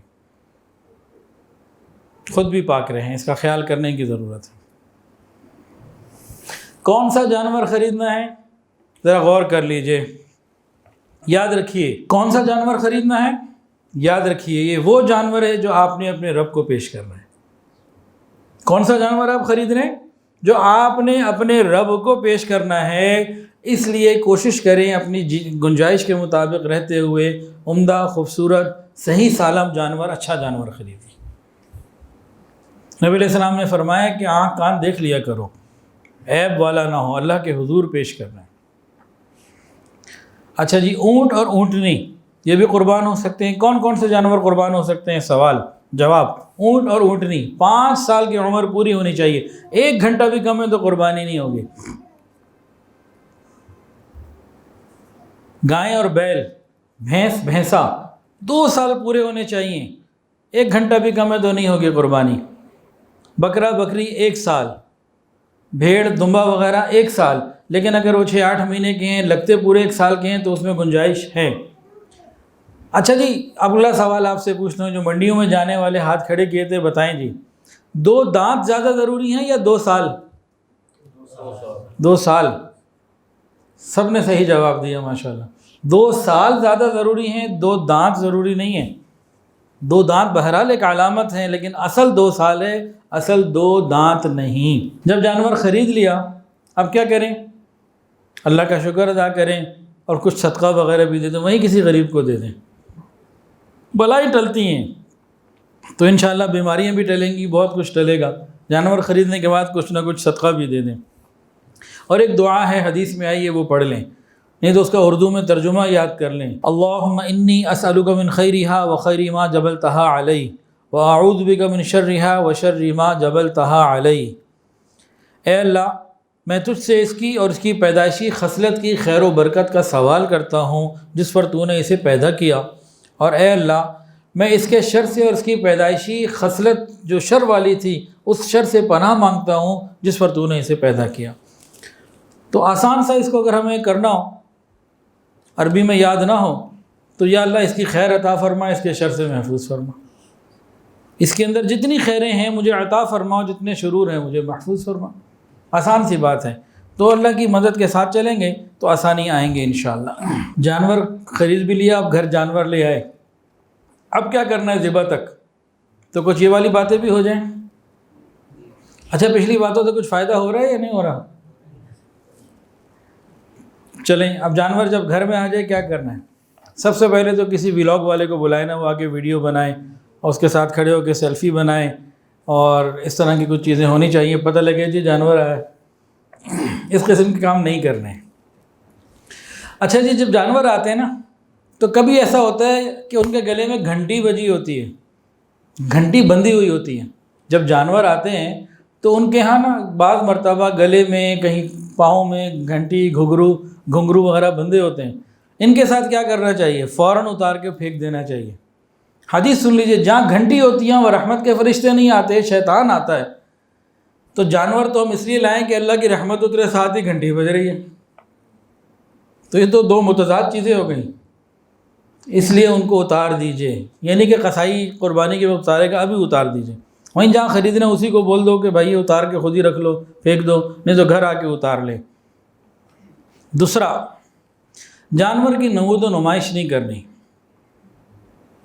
کوئی ضروری مجبوری ہے تو الگ بات ہے، بس آگے اللہ کا شکر ادا کرے، اللہ قبول فرما لے۔ تیسرا، دوسرے کے جانور کو ہلکا اور اپنے جانور کو اعلیٰ ثابت کرنے کی بھی کوشش نہیں کرنی۔ اس قسم کی بھی بڑی حرکتیں ہوتی ہیں۔ اور تیسری بات ذرا سمجھنے والی ہے، بہت اہم۔ یہ جانور ہم اللہ کو پیش کرنے کے لیے لائے نا، کہ ہم اللہ کی بارگاہ میں اس کو پیش کریں گے، اور اللہ تعالیٰ تو ہر وقت ہماری باتیں سن رہے ہیں کہ نہیں؟ سن رہے ہیں نا۔ اب ایک مثال پہ غور کیجئے، پھر بات پہ غور کیجئے۔ آپ کے گھر میں مہمان آیا، آپ نے اس کے سامنے کھانا رکھا اور ساتھ ہی اسے سنا دی یہ جو آپ کے لیے کھانا بنایا نا اتنا مہنگا ہے، اور اس کے لیے اتنی محنت کی، اور مہنگائی اتنی ہو گئی، اور حالات ایسے ہو گئے، اور بڑی مشکل سے میں لایا۔ مہمان کو کیا لگے گا، اچھا یا برا؟ اچھا، یہی مہمان آپ نے بھی سنا دی، یہ باہر نکلا تو باہر کسی نے کہا جس کے گھر میں آئے ہو نا، وہ بتا رہا تھا اتنا اتنا خرچہ ہوا، یہ ہوا، یہ ہوا، یہ ہوا۔ اب کیسا لگے گا؟ اب اور زیادہ برا لگے گا۔ کیا خیال ہے؟ وہ بھائی نہیں بلاتے، احسان جتا رہے ہو، تانے دے رہے ہو، کر کیا رہے ہو؟ اگر یہ بات سمجھ میں آ گئی ہے، اب بات پہ غور کیجئے، گہری بات ہے۔ ہم قربانی کا جانور رب کی بارگاہ میں پیش کرنے کے لیے لائے ہیں، اس کی رضا کے طالب ہیں، اپنے گناہوں کی معافی چاہتے ہیں۔ اب بار بار یہ کہنا مہنگائی اتنی ہو گئی ہے، اتنا مہنگا ملا ہے، یہ ہوا ہے، وہ ہوا ہے، اللہ تو سن رہا ہے نا۔ جس مقصد کے لیے لائیں وہ ذہن میں نہیں ہے، بس قیمت ذہن میں ہے، چیزیں چارہ مہنگا ہو گیا، فلاں ہو گیا، یہ ہو گیا، اس طرح کی باتیں۔ تو اللہ تعالیٰ تو ہر وقت دیکھنے کی کیا کر رہا ہے بندہ، پیسے اس کو میں نے دیے، حکم میرا ہے، میرا ہی ذکر نہیں ہے، میرے لیے ہی کا ذکر نہیں ہے، اور ساری باتیں چل رہی ہیں۔ تو ان باتوں کا خیال کرنے کی ضرورت ہے۔ گھر میں جانور لانے کے بعد مناسب جگہ پر باندھنا، گھر کے اندر جگہ ہو وہاں باندھیے، یا کئی ایسی مناسب جگہ پہ باندھیے کہ ارد گرد والوں کو، پڑوسیوں کو تکلیف نہ ہو۔ روڈ بند کر دیتے ہیں، ٹینٹ لگا لیتے ہیں، پڑوسیوں کو تکلیف دیتے ہیں، یہ باتیں بہت غلط ہیں، ایذائے مسلم میں سے ہیں۔ سنیے اور دل کے کانوں سے سنیے۔ حضرت معاذ ابن انس رضی اللہ تعالیٰ عنہ فرماتے ہیں کہ میں نبی علیہ السلام کے ساتھ ایک مرتبہ جہاد میں شریک تھا، ایک جگہ پڑاؤ ڈالا، لوگ اترے اور انہوں نے ایک ایسی جگہ در خیمے وغیرہ لگا لیے اور چیزیں لگا لی، ٹینٹ وغیرہ، جہاں راستہ تھا لوگوں کا راستہ بند ہو گیا، آنے جانے کا راستہ متاثر ہوا۔ تو حضور صلی اللہ علیہ وسلم نے یہ منظر جب دیکھا تو اس شخص کو کہلا کے بھیجا کہ جاؤ اس پورے لشکر کو میرا پیغام دے دو، جو شخص منزل میں اس طرح اترائے گا، جو شخص منزل میں اس طرح سے اترے گا کہ لوگوں کا آنے جانے کا راستہ بند ہو جائے یا تنگ ہو جائے، اس کا جہاد قبول نہیں۔ کیا قبول نہیں؟ جہاد، جو اعلاء کلمت اللہ کے لیے، اللہ کی رضا کے لیے کافروں سے ہوتا ہے۔ تو کیا خیال ہے ہم جو شادیوں کے لیے راستے بند کر دیتے ہیں اور یہ قربانی کے لیے راستے بند کر دیتے ہیں، اس کا پھر کون سا درجہ ہے جی جہاد کے سامنے؟ یہ کس نے خیال کرنا ہے؟ خریدنے پہ اور رکھنے پہ، لانے لے جانے پہ مشقت، اس پر اجر ہے۔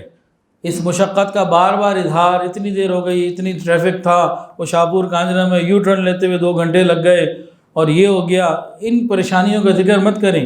اللہ کے لیے کیا، اللہ جانتا ہے، اجر دے گا۔ بار بار کا ذکر اجر کو ختم کر دے گا، شکر ادا کریں۔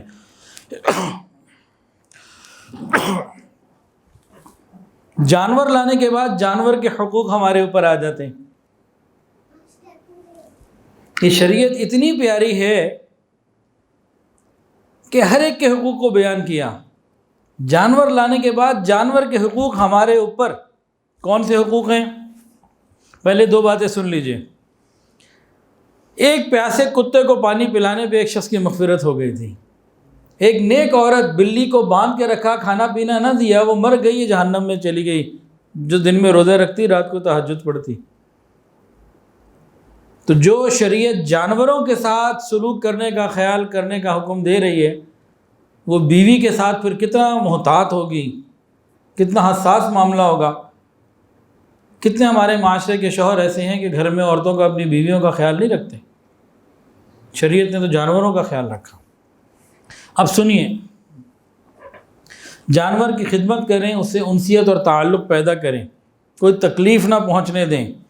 جانور کو بھی صاف ستھرا رکھیں اور ارد گرد علاقے کو بھی صاف ستھرا رکھیں۔ جانور کو دوڑانے کی، بھگانے کی ضرورت نہیں ہے۔ جانور کو ڈرانا یہ بھی ٹھیک نہیں، بے وقت کھانا دینا یہ بھی ٹھیک نہیں، ان کی چیزوں کا خیال رکھنا، ایک دوسرے کے ساتھ، جانوروں کو ایک دوسرے کے ساتھ آپس میں لڑانا یہ بھی ٹھیک نہیں، ان کی بھوک پیاس کا، چارے کا خیال رکھنا، یہ ساری چیزیں جانور کے حقوق میں سے آتی ہیں۔ ان کو گرمی سردی سے بچانا، بر وقت کھانے کا اہتمام، یہ ساری چیزیں جانور کے حقوق میں سے ہیں۔ اور جانور کے حقوق میں سے خیال رکھتے ہوئے ایک بات اور بھی، کہ جانور کا خیال کرتے کرتے اپنی نمازیں ہی نہ قضا کر دیں۔ ساری چیزوں کو اعتدال کے ساتھ لے کے چلنا ہے۔ یہ کچھ باتیں ہماری جانور اور منڈی سے متعلق ہو گئیں۔ اب عید کی رات اور عید کے دن کے بارے میں چند باتیں انشاءاللہ۔ یہ جو بقرعید کی رات ہے نا، چاند رات، یہ عبادت کی رات ہے۔ کم سے کم ہم کیا کریں؟ کم سے کم عشاء کی نماز جماعت کے ساتھ اور فجر جماعت کے ساتھ، اور اللہ کی نافرمانی کوئی نہ کرے۔ یہ کم سے کم درجہ ہے، اور اس سے زیادہ جو جتنا کر سکے کرے۔ گناہوں سے بچنے کا اہتمام بہت ضروری۔ یہ وہ عبادت کی رات ہے کہ جو لوگ ان دنوں میں یہ وہ عبادت کی رات ہے کہ جو لوگ ان عیدین کی راتوں میں، چاند راتوں میں عبادت کرتے ہیں، ان کا دل اس دن زندہ ہوتا ہے جس دن لوگوں کے دل مردہ ہوں گے، یعنی قیامت کا دن۔ ہمارے معاشرے میں چاند راتوں میں کیا کیا کوتاہیاں ہوتی ہیں ان کے اوپر بھی ایک ذرا نظر ہو جائے۔ چاند رات کو کھیل میں مشغول، مختلف قسم کے کھیل، کبھی جائز بھی ہوتے ہیں کبھی ناجائز بھی ہوتے ہیں، اس رات کی شان کے خلاف ہے۔ اگر جائز بھی ہو تب بھی T V, computer, what's app, internet اور جناب اپنی کوئی نہ کوئی ہمارے پاس اسکرین ہے، کسی کوئی ڈیوائس ہے، اس پہ سے رات گزار رہے ہیں۔ یہ رات اللہ کے ساتھ گزارنے کی ہے، کم سے کم بندہ سو ہی جائے۔ تیسری غلطی یہ کرتے ہیں، بازار میں نکل جاتے ہیں آؤٹنگ کے لیے، تفریح، عورتیں بے پردہ ہو کے نکل رہی ہیں، میوزک چل رہا ہے، نامحرموں سے مہندیاں لگوائی جا رہی ہیں۔ یہ سب کوتاہیاں یہ اس رات نہیں کرنی چاہیے۔ اس رات کو بہت سے لوگ ہوٹلنگ کے لیے نکل جاتے ہیں کہ جی آج فلانی جگہ کھانا ہے، یہ بھی اس رات کی عظمت کے بہت خلاف ہے۔ بعض مرتبہ کسی کو کہہ دو یہ رات عبادت کی ہے، کچھ خیال کرو، عبادت کرو، تو پتہ کیا کہتے ہیں؟ جناب آج کی رات عبادت نہ فرض ہے نہ واجب ہے۔ کیا کہتے ہیں؟ فرض تو نہیں ہے نا، واجب تو نہیں ہے نا، کون سا ضروری ہے؟ جب یہ خیال ہمارے دل میں شیطان ڈالے نا، اپنے دل کو سمجھایا کریں، ہمارا جنت میں جانا کون سا ضروری ہے جی؟ کوئی ضروری ہے ہم جنت میں جائیں؟ ہمارا بھی تو جنت کا بھی تو ہمارا بغیر گزارا چل جائے گا نا۔ ارے بھائی ٹھیک ہے، نہ یہ فرض ہے نہ واجب ہے، بالکل مانتے ہیں، لیکن یہ مستحب عمل نبی علیہ السلام نے کس کے لیے بتایا ہے؟ امتی ہی نہیں کریں گے پھر کون کرے گا؟ کیا اللہ کے رسول صلی اللہ علیہ وسلم کی ترغیب اتنی ہلکی ہے کہ ہم اس کو اتنا کہہ کے رد ہی کر دیں کہ نہ فرض ہے نہ واجب؟ کیا آپ صلی اللہ علیہ وسلم کو یہ ترغیب دینا اس کی اتنی حیثیت بھی نہیں ہے کہ ہم کہتے ہیں جی فرض نہیں ہے تو بس ٹھیک ہے ختم؟ تو ہم نے آقا صلی اللہ علیہ وسلم کی بات کو کیا اہمیت دی بھائی؟ یہ سمجھنے کی ضرورت ہے۔ ایک اور غلطی بہت سے لوگ کرتے ہیں، کاروباری لوگ، اس رات کو کاروباری مصروفیات کم کرنے کی ضرورت ہے، یہ بڑھا دیتے ہیں۔ کل ہی ایک میسیج آیا رات کو لاہور چیمبر آف کامرس سے،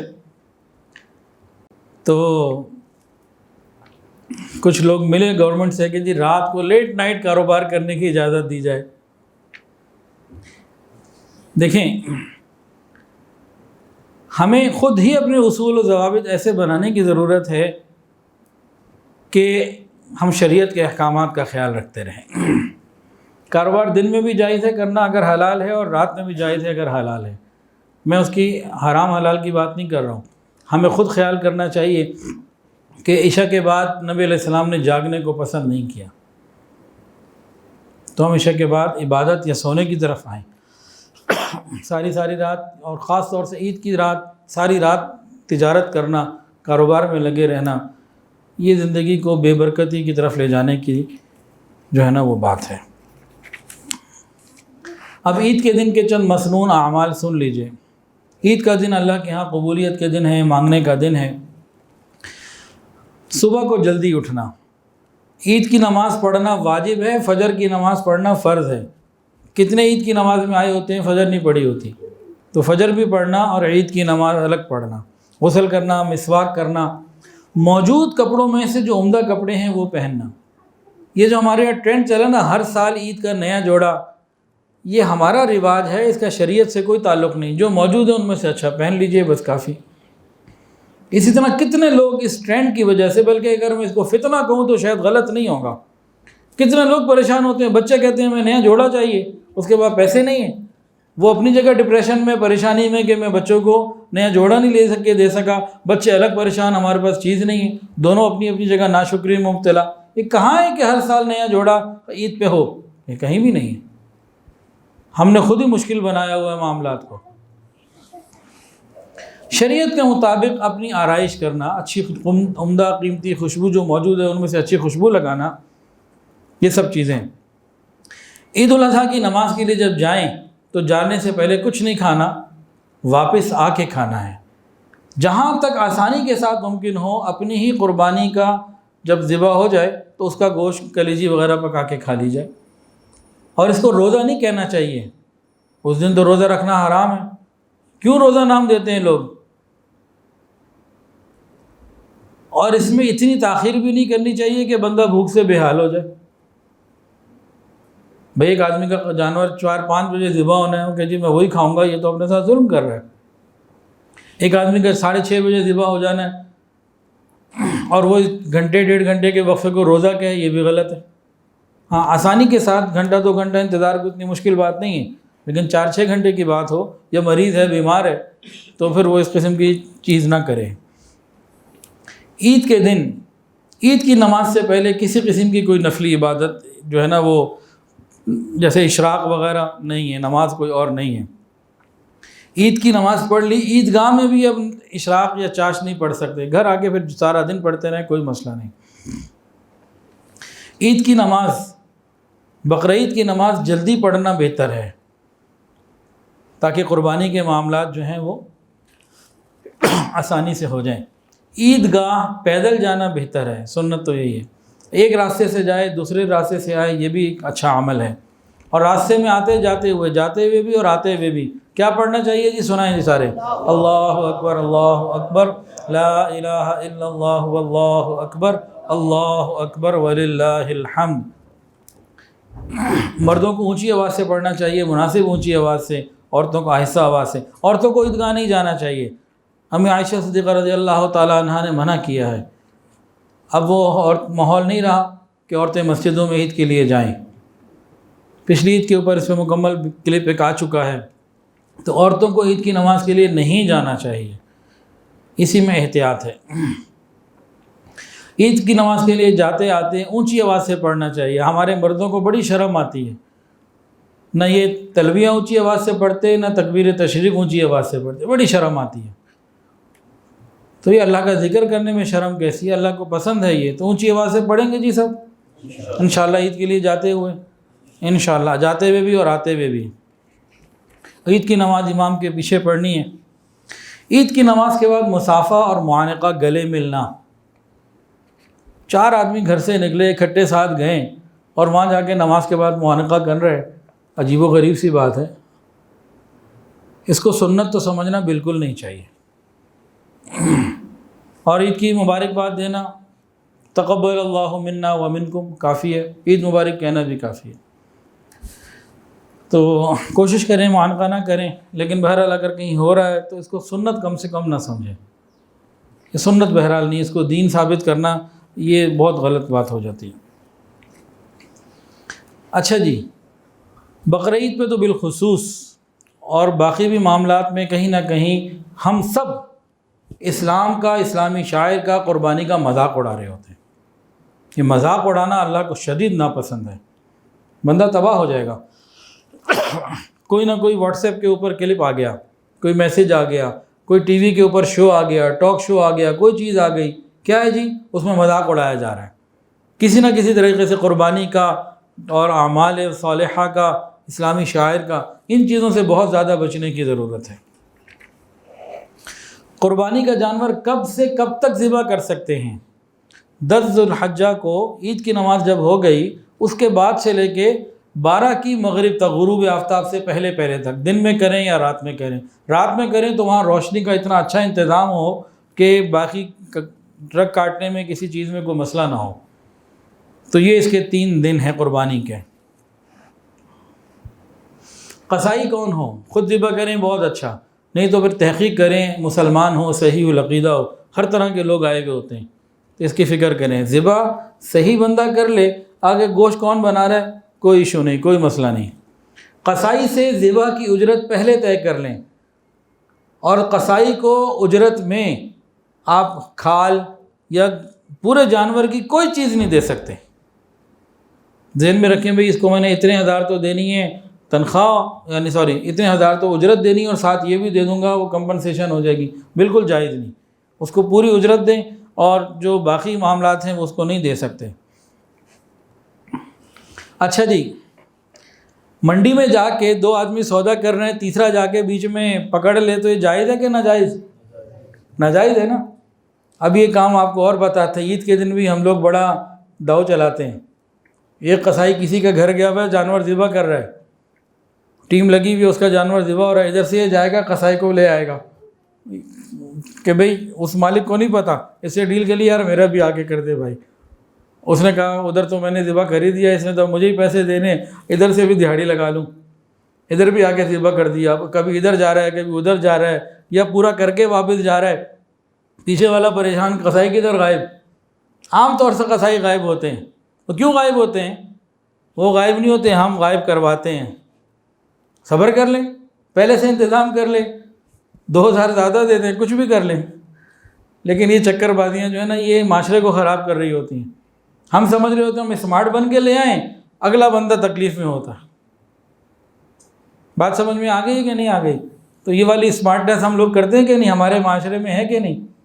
تو اس طرح کی اسمارٹنیس نہیں ہونی چاہیے۔ یہ چلاکی جی میں نے تو بڑا کام چلا لیا اپنا، اس نے تو مغرب پہ آنا تھا، میں بیچ میں ہی اٹھا کے لے آیا، تو یہ خود ہم برائی کی طرف قدم بڑھا رہے ہوتے ہیں۔ بھئی عید کا دن ہے، اللہ کے لیے جانور قربان کرنا، چکر بازی کس بات کی؟ کوئی چکر نہیں دینا چاہیے۔ جانور کو ذبح کرنے سے پہلے چارہ کھلانا، پانی پلانا، اس کو ذرا خوش کرنا، یہ تو اچھی بات ہے۔ چھری کو اچھے طریقے سے تیز کرنا چاہیے۔ کل چھری سے جانور ذبح کرنا یہ گناہ ہے۔ جانور کے سامنے بھی چھری تیز نہیں کرنی چاہیے۔ قربانی کی نیت کرنے کی بڑی ضرورت ہے۔ قربانی کی ہم نیت کریں، قربانی کے لیے ہمارا یہ جانور ہم قربانی کر رہے ہیں۔ قربانی کے جانور میں 7 حصے ہیں۔ ایک بندے کی یہ نیت یہ ہے کہ مجھے خالی گوشت ملے، سارے خراب ہو جائیں گے۔ اگر کسی نے قربانی کا جانور اس لیے ملا کہ گوشت ملے گا تو اس کو قربانی کا ثواب نہیں مل سکتا، خالی گوشت ہی ملا۔ عورتیں اگر قربانی کے وقت حاضر ہوں، موجود ہوں، تو بے پردہ نہ ہوں۔ ایک اور بہت اہم بات ذرا سمجھ لیجئے، ہمارے معاشرے میں یہ بہت پھیلتی چلی جا رہی ہے، اور یہ کیا ہے؟ اہل مکہ کی بہت بری عادت ہے، کافروں کی، مشرکین کی۔ اہل مکہ سے مراد نبی علیہ السلام کے اس وقت کے اہل مکہ جب مسلمان نہیں تھے، وہ ان کافروں کی بڑی بری یہ تشبیہ جو آج ہمارے معاشرے میں بہت آ چکی۔ کیا ہے؟ جس وقت قصائی جانور کو گرا رہا ہے، ذبح کر رہا ہے، اس وقت تبصرے کرنا، آوازیں کسنا، شور مچانا، سیٹیاں بجانا اور کسی بھی طریقے سے ہوٹنگ کرنا، قصائی جانور کو لات مار دے اس پہ خوش ہونا، اور اس طرح سے جو ہے نا اس کو ایک مذاق بنانا، یہ کیا ہے؟ سنیے، دل کے کانوں سے سنیے، مشرکین مکہ عبادت کے وقت میں یہی سب کچھ ملتا جلتا کیا کرتے تھے۔ یہ عبادت ہے، پورے دل اور دماغ کے ساتھ اللہ کے سامنے ہم حاضر ہیں، اللہ یہ آپ کی بارگاہ میں پیش کر رہے ہیں، قبول فرما لیجیے۔ یہ تماشوں کا وقت نہیں ہے، یہ تماشا نہیں ہو رہا۔ اس وقت دل کے اندر خوف ہو، یا اللہ اپنی رحمت سے قبول کر لینا، ایسا نہ ہو رد ہو جائے۔ اللہ یہ میں تو چاہتا تھا اور اچھا جانور ملتا، اللہ بس جو مل گیا، بس جتنی گنجائش ہے، اللہ اپنی رحمت سے اس کو قبول کر لے، اللہ مہربانی فرما دے۔ اللہ تیرا کرم ہو گیا، تو گردن مانگتا، اولاد مانگتا، کتنا میں امتحان میں پڑ جاتا، تیری کتنی مہربانی آسانی کر دی، اللہ قبول کر لیجئے۔ تو یہ وقت تماشوں کا نہیں ہے، یہ گانے بجانے کا، میوزک کا اور ویڈیوز کو بنانے کا اور یہ شور مچانے کا وقت نہیں ہے۔ یہ رب کے حضور دل کو سجدے میں ڈالنے کا وقت ہے کہ آج ہم وہ عمل کر رہے ہیں جو اللہ کو آج کے دن میں سب سے زیادہ محبوب ہے۔ اس وقت ہمیں اپنے دل کو اور اللہ کے حضور میں جھکا دینا چاہیے۔ یہ بندے کا سجدے میں سر جانا آسان، دل کا سجدہ کرنا مشکل کام ہے۔ اس وقت دل کو اللہ کے حضور میں ڈالیں۔ اس وقت کا جو وقت ہوتا ہے یہ اللہ تعالیٰ کو اپنے دل کا تقوی دکھانے کا وقت ہے، یہ تفریح کا وقت نہیں ہے، یہ موج میلے کا مزوں کا وقت نہیں ہے، یہ ویڈیو بنا کے ٹک ٹاک پہ اپلوڈ کرنے کا وقت نہیں ہے، یہ اللہ سے مانگنے کا وقت ہے، رونے کا وقت ہے، قبولیت کو مانگنے کا وقت ہے۔ اور جب جانور ذبح ہو جائے تو ہم فارغ نہیں ہوئے میرے بھائیوں، اب اگلا مرحلہ شروع ہو گیا، اگلا مرحلہ شروع ہو گیا۔ ہرگز مطمئن نہ ہو اس عبادت کے اوپر، ڈرتے رہیں، اللہ سے مانگتے رہیں، اللہ اس عبادت کو، اس قربانی کو آپ ویسے ہی قبول فرما لیجئے جیسے حضرت ابراہیم علیہ السلام سے آپ نے قبول فرمائی، جناب رسول اللہ صلی اللہ علیہ وسلم سے قبول فرمائی۔ اللہ میری اس حقیر سی عبادت کو قبول کر لیجئے۔ وہ 1 لاکھ کا ہے، 2 لاکھ کا ہے، کیا ہے؟ اللہ اس حقیر سی چیز ہے، آپ کی شان بڑی ہے، اللہ مہربانی فرما دیجئے، قبول کر لیجئے۔ تو ان جذبات کے ساتھ جب ہم کریں گے تو بعد میں کچھ اور معاملات ہوں گے۔ تو ہم نے قربانی کے موقع پہ کفار مکہ کی مشابہت اختیار نہیں کرنی، وہ کرنی ہے جو اس موقع کے مطابق ہے۔ قربانی کرنے کے بعد، ذبح کرنے کے بعد اگلے کام کیا ہیں جی؟ اس کی جتنی علائشات ہیں نا، اوجڑی یہ وہ سب اچھے طریقے سے اپنے گھر کو بھی صاف کریں، اپنے گھر کے سامنے گلی کو بھی صاف کریں۔ اپنے گھر کو تو بہت سے لوگ صاف کر دیتے ہیں لیکن گلی کو صاف نہیں کرتے۔ گھر کے سامنے گلی کا حصہ صاف کرنے کی ذمہ داری جناب رسول اللہ صلی اللہ علیہ وسلم نے گھر والے پہ لگائی ہے، سارا سال، ساری زندگی، صرف عید کے دن کی بات نہیں ہے۔ جہاں اجتماعی قربانیاں ہوتی ہیں تو وائنڈ اپ ٹیم بھی اپنی اچھی بنائیں کہ بالکل ہر چیز کو صاف کرنا، بدبو سے پاک کرنا، کسی کو، پڑوسی کو، کسی کو تکلیف نہ ہو۔ یہ بہت ضروری چیز ہے۔ صفائی نصف ایمان ہے، اس کا خیال کرنے کی ضرورت ہے۔ لاکھوں روپے جانور پہ خرچ کرتے ہیں اور ہزاروں روپے دوسری چیزوں پہ خرچ کرتے ہیں، اس صفائی پہ بھی چند سو روپے خرچ کر لیں، کسی غریب کو بلا لیں، اس کو 500 دے دیں، وہ صاف کر دے گا۔ پہلے سے طے کر کے رکھیں، کوئی اہتمام، صفائی پوری ہونی چاہیے۔ قربانی کی کھال، قربانی کی کھال خود استعمال کرنا چاہیں کریں، کسی کو ہدیہ دینا چاہیں دے دیں، اور کس کو بیچ کے اس کے پیسے کسی فقیر کو، غریب کو دے دیں، مدرسوں کو دے دیں، یہ سب چیزیں بالکل ٹھیک ہیں۔ قربانی کا گوشت اور اس کی تقسیم، یہ بھی بہت لوگ پوچھتے ہیں، بھئی ایک جانور میں 7 حصے ہیں، ہمارا ایک حصہ ہمیں آ گیا، اب جو ہمارا حصہ ہے نا اس میں ہم 3 حصے کر لیں تو بہت اچھا، ایک اپنے لیے، ایک رشتہ داروں کے لیے، ایک غریبوں کے لیے، بہت اچھا۔ اگر کوئی سارا خود رکھنا چاہے تو رکھ سکتا ہے۔ ویسے بھی واٹس ایپ چل رہا تھا کہ لوڈ شیڈنگ کا جو حال ہے، اس دفعہ قربانی تقسیم کر دے رہی، اچھا ہے، فریج میں رکھ کے جو اس نے خراب ہونا ہے، یہ تو خیر ایک الگ بات ہو گئی، لیکن قربانی کے 3 حصے کیے جائیں زیادہ اچھی بات ہے۔ لیکن اگر کوئی سارا دے دے، سارا رکھ لے، کچھ بھی کر لیں، سارا رشتہ داروں میں دے دے، سب ٹھیک ہے، جائز ہے۔ اچھا جی، قربانی کا گوشت کس کس کو دے سکتے ہیں؟ بھئی مسلمان کو بھی دے سکتے ہیں، کافر کو بھی، ہندو ہے، عیسائی ہے، سکھ ہے، کسی کو بھی دے سکتے ہیں، کوئی مسئلہ نہیں ہے۔ قربانی کا گوشت کب تک کھا سکتے ہیں؟ قربانی کا گوشت کب تک کھا سکتے ہیں؟ ہمارے معاشرے میں مشہور ہے جی، محرم سے پہلے اس کو ختم کرنا ضروری۔ جن کو یہ ہونا کہ محرم تک ختم کرنا ہے، وہ محرم میں مجھے بھیج دیا کریں، ایڈریس آپ کو پتہ ہی ہے، تو سارے بھیج دیا کریں، ہم کھا لیں گے انشاءاللہ۔ بھائی جان، قربانی کا گوشت نہ 3 دن میں پورا کرنا، ختم کرنا ضروری، نہ ذوالحجہ میں، نہ آپ چاہے 6 مہینے میں کھائیں، 2 مہینے میں کھائیں، آپ کی مرضی، کوئی پریشانی کی بات نہیں ہے۔ پہلے بھی 1 سال تک گوشت رکھا گیا ہے۔ اب کسی نے میں نے بتایا کہ جی پہلے تو فریج نہیں ہوتے تھے، فریزر نہیں ہوتے، کیسے رکھ لیا؟ بھئی اس زمانے کے حساب سے گوشت کو خشک کرنا، سنبھالنا، وہ چیزیں تھیں۔ آج ہم نے دیکھی ہیں گلگت میں، چترال میں، چولستان میں، وہاں نہ بجلی، بہت ساری جگہوں پہ نہ کچھ بھی نہیں ہے، غربت ہے، وہ 6 مہینے چیزیں سنبھال کے رکھتے ہیں۔ اللہ نے تو ہمیں نعمتیں دی ہوئی ہیں، اس لیے ہمیں اس ماحول کا، چیزوں کا اندازہ نہیں ہے۔ اللہ کا شکر ہے ہمارے اوپر، ہمارے پاس آسانیاں ہیں۔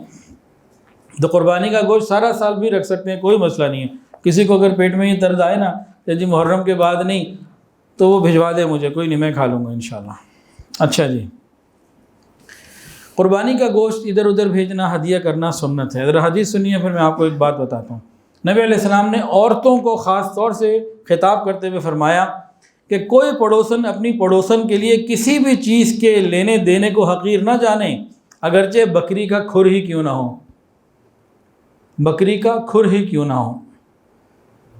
ایک دوسرے کو تحفے دینا، چیزیں دینا، یہ محبتوں کے بڑھنے کا ذریعہ ہے۔ اب کیا ہوتا ہے، بعض مرتبہ کسی نے، اس کے بعد گنجائش ہی 2 بوٹیاں بھیجنے کی تھی، اس نے 2 بوٹیاں بھیج دی۔ اب اگلی کہتی ہے، وہ دیکھو بیوقوفوں کو تو یہ بھیجنا تھا، اس سے تو اچھا تھا نہ بھیجتے۔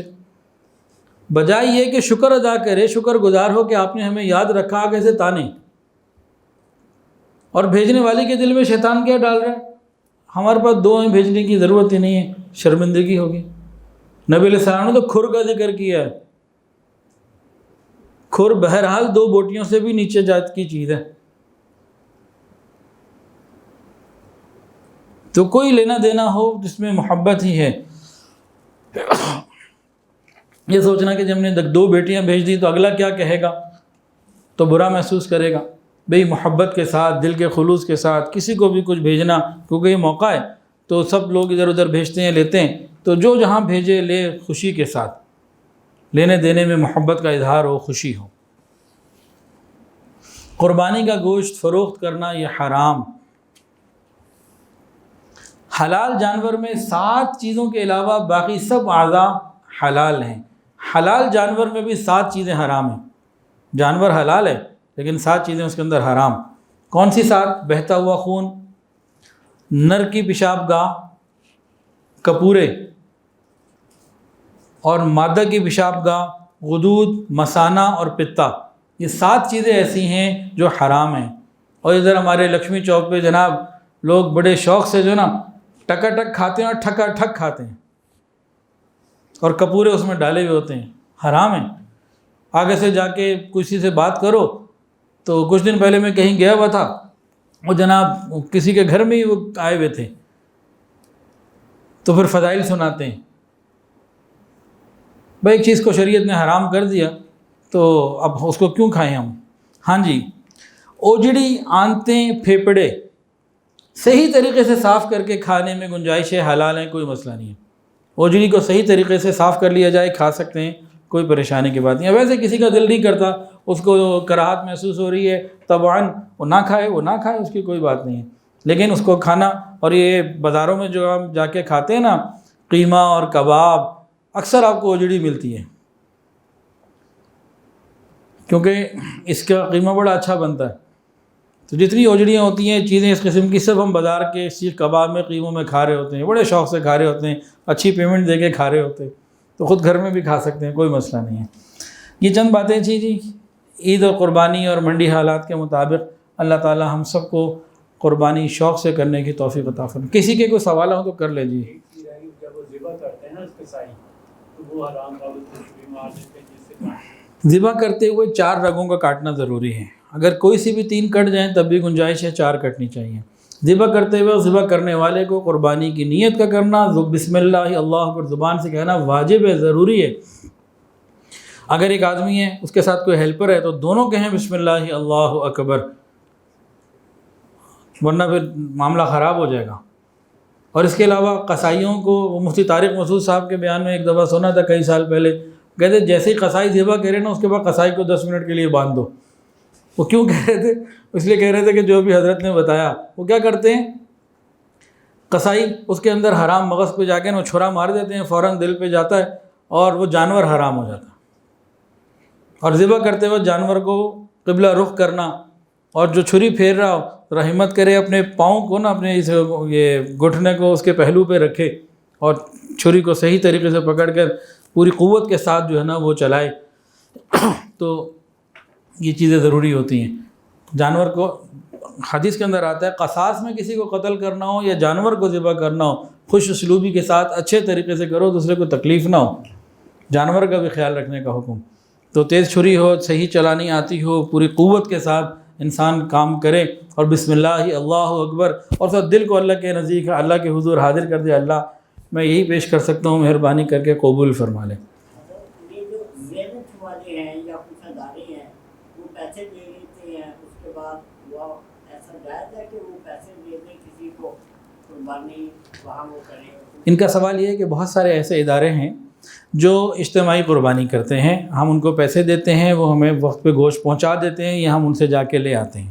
معاشرے میں اس طرح کے بہت سارے کاروباری، غیر کاروباری، مدرسے والے، ویلفیئر والے، اور کچھ محلے میں لوگ ہوتے جو خدمت خلق کے جذبے کے ساتھ یہ کام کر رہے ہوتے ہیں۔ ہمیں کیا کرنا چاہیے؟ سب سے پہلے ہمیں دیکھنا چاہیے کہ وہ ادارہ، وہاں دین کی، اللہ اور اس کے رسول کی بات کتنی اس کی اہمیت ہے۔ دیندار لوگ، دیندار مزاج، شریعت کو سمجھے ہوئے لوگ ہوں تو ہمیں یہ کام کرنا چاہیے، ورنہ نہیں کرنا چاہیے۔ کچھ دن پہلے ہم نے ایک ادارے کے بارے میں سنا، باقاعدہ یہ جامعہ شرفیہ اور باقی مفتی حضرات کے پاس بھی اس طرح کے سوالات آئے کہ کسی ادارے کو انہوں نے، لوگوں نے پیسے دے دیے، انہوں نے جناب عید کی صبح بھی لوگ نماز پڑھ کے آئے تو آدھے گھنٹے کے اندر اندر سینکڑوں لوگوں کو ڈلیوریاں پہنچا دیں۔ گمان یہ تھا کہ عید کی رات سے پہلے ہی انہوں نے کیا ہوا تھا۔ پھر دوسرا، ایسے ادارے بھی ہیں، یہ میں آپ کو بڑی ذمہ داری کے ساتھ بتا رہا ہوں وہ کیا کرتے ہیں، انہوں نے پتہ ہے نہیں 20 کلو میں ایک آدمی کو ہم نے نمٹانا ہے، اور وہ جانور ہی جناب ایسا لے لیتے ہیں کہ ایک جانور میں 15-20 آدمی فارغ ہو جائے، 18 آدمی فارغ ہو جائے، 13 آدمی فارغ ہو جائے۔ جیسے 3.5 من کا جانور ہے نا، تو اندازاً ایک آدمی کو 20 کلو ملا گا۔ آپ نے 6 من کی بھینس لے لی تو اگلے بندے کو تو نہیں پتہ مجھے جو 18 کلو 20 کلو آیا ہے اس جانور کے ساتھ کیے تھے کہ 10 حصے کیے کہ 12 کیے۔ اس لیے بہت احتیاط کے ساتھ انہوں نے اتنا اچھا سوال پوچھا ہے، اس کو سمجھنے کی ضرورت ہے۔ ہم بڑے ناموں پہ نہ جائیں، سارا سال آپ گوشت خرید رہے ہیں تو وہ الگ بات ہے، اس کے اتنے مسائل نہیں ہیں، یہاں احتیاط بہت زیادہ کریں، سب سے بہتر ہے خود لے کر آئیں، نہیں تو پھر ایسی جگہ جہاں آپ کا جانا، جانور کو دیکھنا، معاملات کا خود دیکھ سکنا یہ ممکن ہو، آسان ہو، وہ شریعت کے مطابق کرتے ہوں، وہاں پہ کریں۔ جہاں آپ کو پتہ ہی کچھ نہیں تو وہاں کے معاملے بہرحال مشکوک ہیں، احتیاط کرنی چاہیے۔ یہ میری رائے ہے، باقی واللہ عالم۔ اور کسی کا کوئی سوال؟ یہ پوچھنا تھا کسی کے ساتھ سے وہ کسی تو برابر کرتے تھے، ساتھ تول کے انہوں نے دے دی، وہ پائی کا اس پہ پرچیاں نکالتے ہیں، اس کی پرچیاں نکلیں، اس سے پائی نہیں دی۔ صرف پائی کی پرچیاں نکالیں گے تو جوئے کی صورت میں چلا جائے گا۔ اس کا طریقہ یہ ہے کہ کلیجی لے لیں، کلیجی کے 3 حصے کر لیں، 4 پائے 3 کلیجیاں، ٹوٹل 7 ہو گئے۔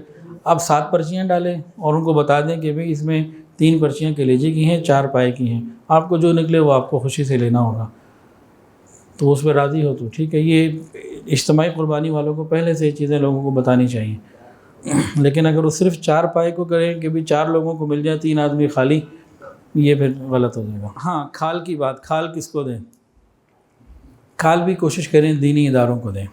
اور کھال کے حوالے سے ایک بات میں نے پہلے بھی کئی دفعہ بتائی، اب تو جانور، بڑا جانور کوئی 1 لاکھ 1.5 لاکھ کا 2 لاکھ کا ہے، جب بڑا جانور 40,000 کا تھا نا تو کھال تھی 3,000 کی، آج بڑا جانور 3 لاکھ کا 1.5 لاکھ کا ہو گیا تو کھال ہو گئی 500 روپے کی۔ بکرا جب ہوتا تھا نا 12,000 کا تو کھال تھی 900 800 700 روپے کی، آج بکرا ہو گیا 40-50 ہزار روپے کا تو کھال ہو گئی 70 روپے کی۔ پچھلے سال اونٹ کی کھال آئی تو وہ بغیر پیسوں کے سیل ہوئی، زیرو میں، کہ جی پیسے کوئی نہیں ملیں گے۔ اور بکروں کی کھالیں اب مجھے صحیح فگر یاد نہیں ہے، اسی طرح 100 روپے کے آگے پیچھے کوئی ریٹ تھا، اور جانور بڑے جانور کی تھی 500-600 روپے کے قریب ریٹ تھا، اور بھیڑ کا شاید 40-50 روپے ریٹ تھا، اس طرح کے کم و بیش ریٹ تھے۔ آپ اور غور کریں ان 30-40 سالوں میں جس کی جتنی زندگی ہے، پورا جانور پکڑ لیں، اس کی پوری ایک تفصیل بنا لیں کہ اس کے اندر کتنی چیزیں ہوتی ہیں، اوجڑی اس کے اندر ہوتی ہے، چربی اس کے اندر ہوتی ہے، کھر اس کے اندر ہوتا ہے، سینگ اس کے اندر ہوتا ہے، گوشت اس کے اندر ہوتا ہے، ہر چیز کی ایک فہرست بنا لیں۔ سوائے کھال کے ہر چیز مہنگی ہوئی ہے، کھال سستی ہوئی ہے۔ یہ بہت بڑا ایک مدرسوں کے ساتھ، مسلمانوں کے ساتھ ایک گیم ہے، بہت بڑی گیم ہے، کیونکہ لوگ مدرسوں پر اعتماد کرتے ہیں، علماء پر اعتماد کرتے ہیں، الحمدللہ آج بھی کرتے ہیں، تو وہ بیچ کے اپنا گزارا چلاتے تھے، اس کو انہوں نے بڑے زبردست طریقے سے ختم کر دیا، کیونکہ اب ہم نے کھالیں جمع کرنی ہے، جب 60 روپے کی بکنی ہے اس کو وہاں سے یہاں لانا، آپ فون کریں جی 4 کھالیں پڑی ہیں، 2 کھالیں پڑی ہیں، اس کو وہاں سے یہاں لانا اور یہاں سے پھر چمڑا فیکٹریوں تک پہنچانا، اس سے زیادہ خرچہ تو اس پہ آ جاتا ہے۔ تو بہتر یہ ہے کہ اب مدرسوں کو اگر آپ نے کھال دینی ہے نا، تو اب پہلے کی طرح ان کو فون مت کریں آؤ جی کھال لے جاؤ، یہاں جی میں پہنچاتا ہوں، کیونکہ کھال جمع کرنے کے پر جتنا خرچہ آ رہا ہے اتنے کی فروخت نہیں ہو رہی، آپ خود اس سے اندازہ لگا سکتے ہیں، کیونکہ وہ جو گاڑی کرائے پہ لے گا، اس کا پیٹرول ہوگا، لیبر ہوگی، سارا کچھ ہوگا، اس کو کلیکشن سب کچھ کرنا کرانا، کیا اس کی قیمت ہوگی۔ تو اب یہ بھی ہمیں کرنا چاہیے، بجائے یہ کہ آئیں جی 4 کھالیں پڑی ہیں لے جائیں، جناب پہنچ رہی ہیں آپ کے پاس، کہاں بھجوانی ہے، اس طرح کا کام کریں تو اس میں آسانی زیادہ ہوگی انشاءاللہ تعالیٰ۔ اور پورے جانور میں سوائے کھال کے کوئی اور چیز سستی نہیں ہوئی، اور یا تو پھر یہ ہو نا کہ لیدر سستا ہو گیا ہو بازار میں، جب کھال 3,000 کی تھی تو لیدر کتنے کا تھا، آج کھال 500 کی ہے تو لیدر اس سے بھی مہنگا ہے، تو وہ سستا ہوا ہوتا، تو کوئی بھی چیز سستی نہیں ہوتی، اس کا مطلب ہے کچھ تو پیچھے ایک گیم ہے نا۔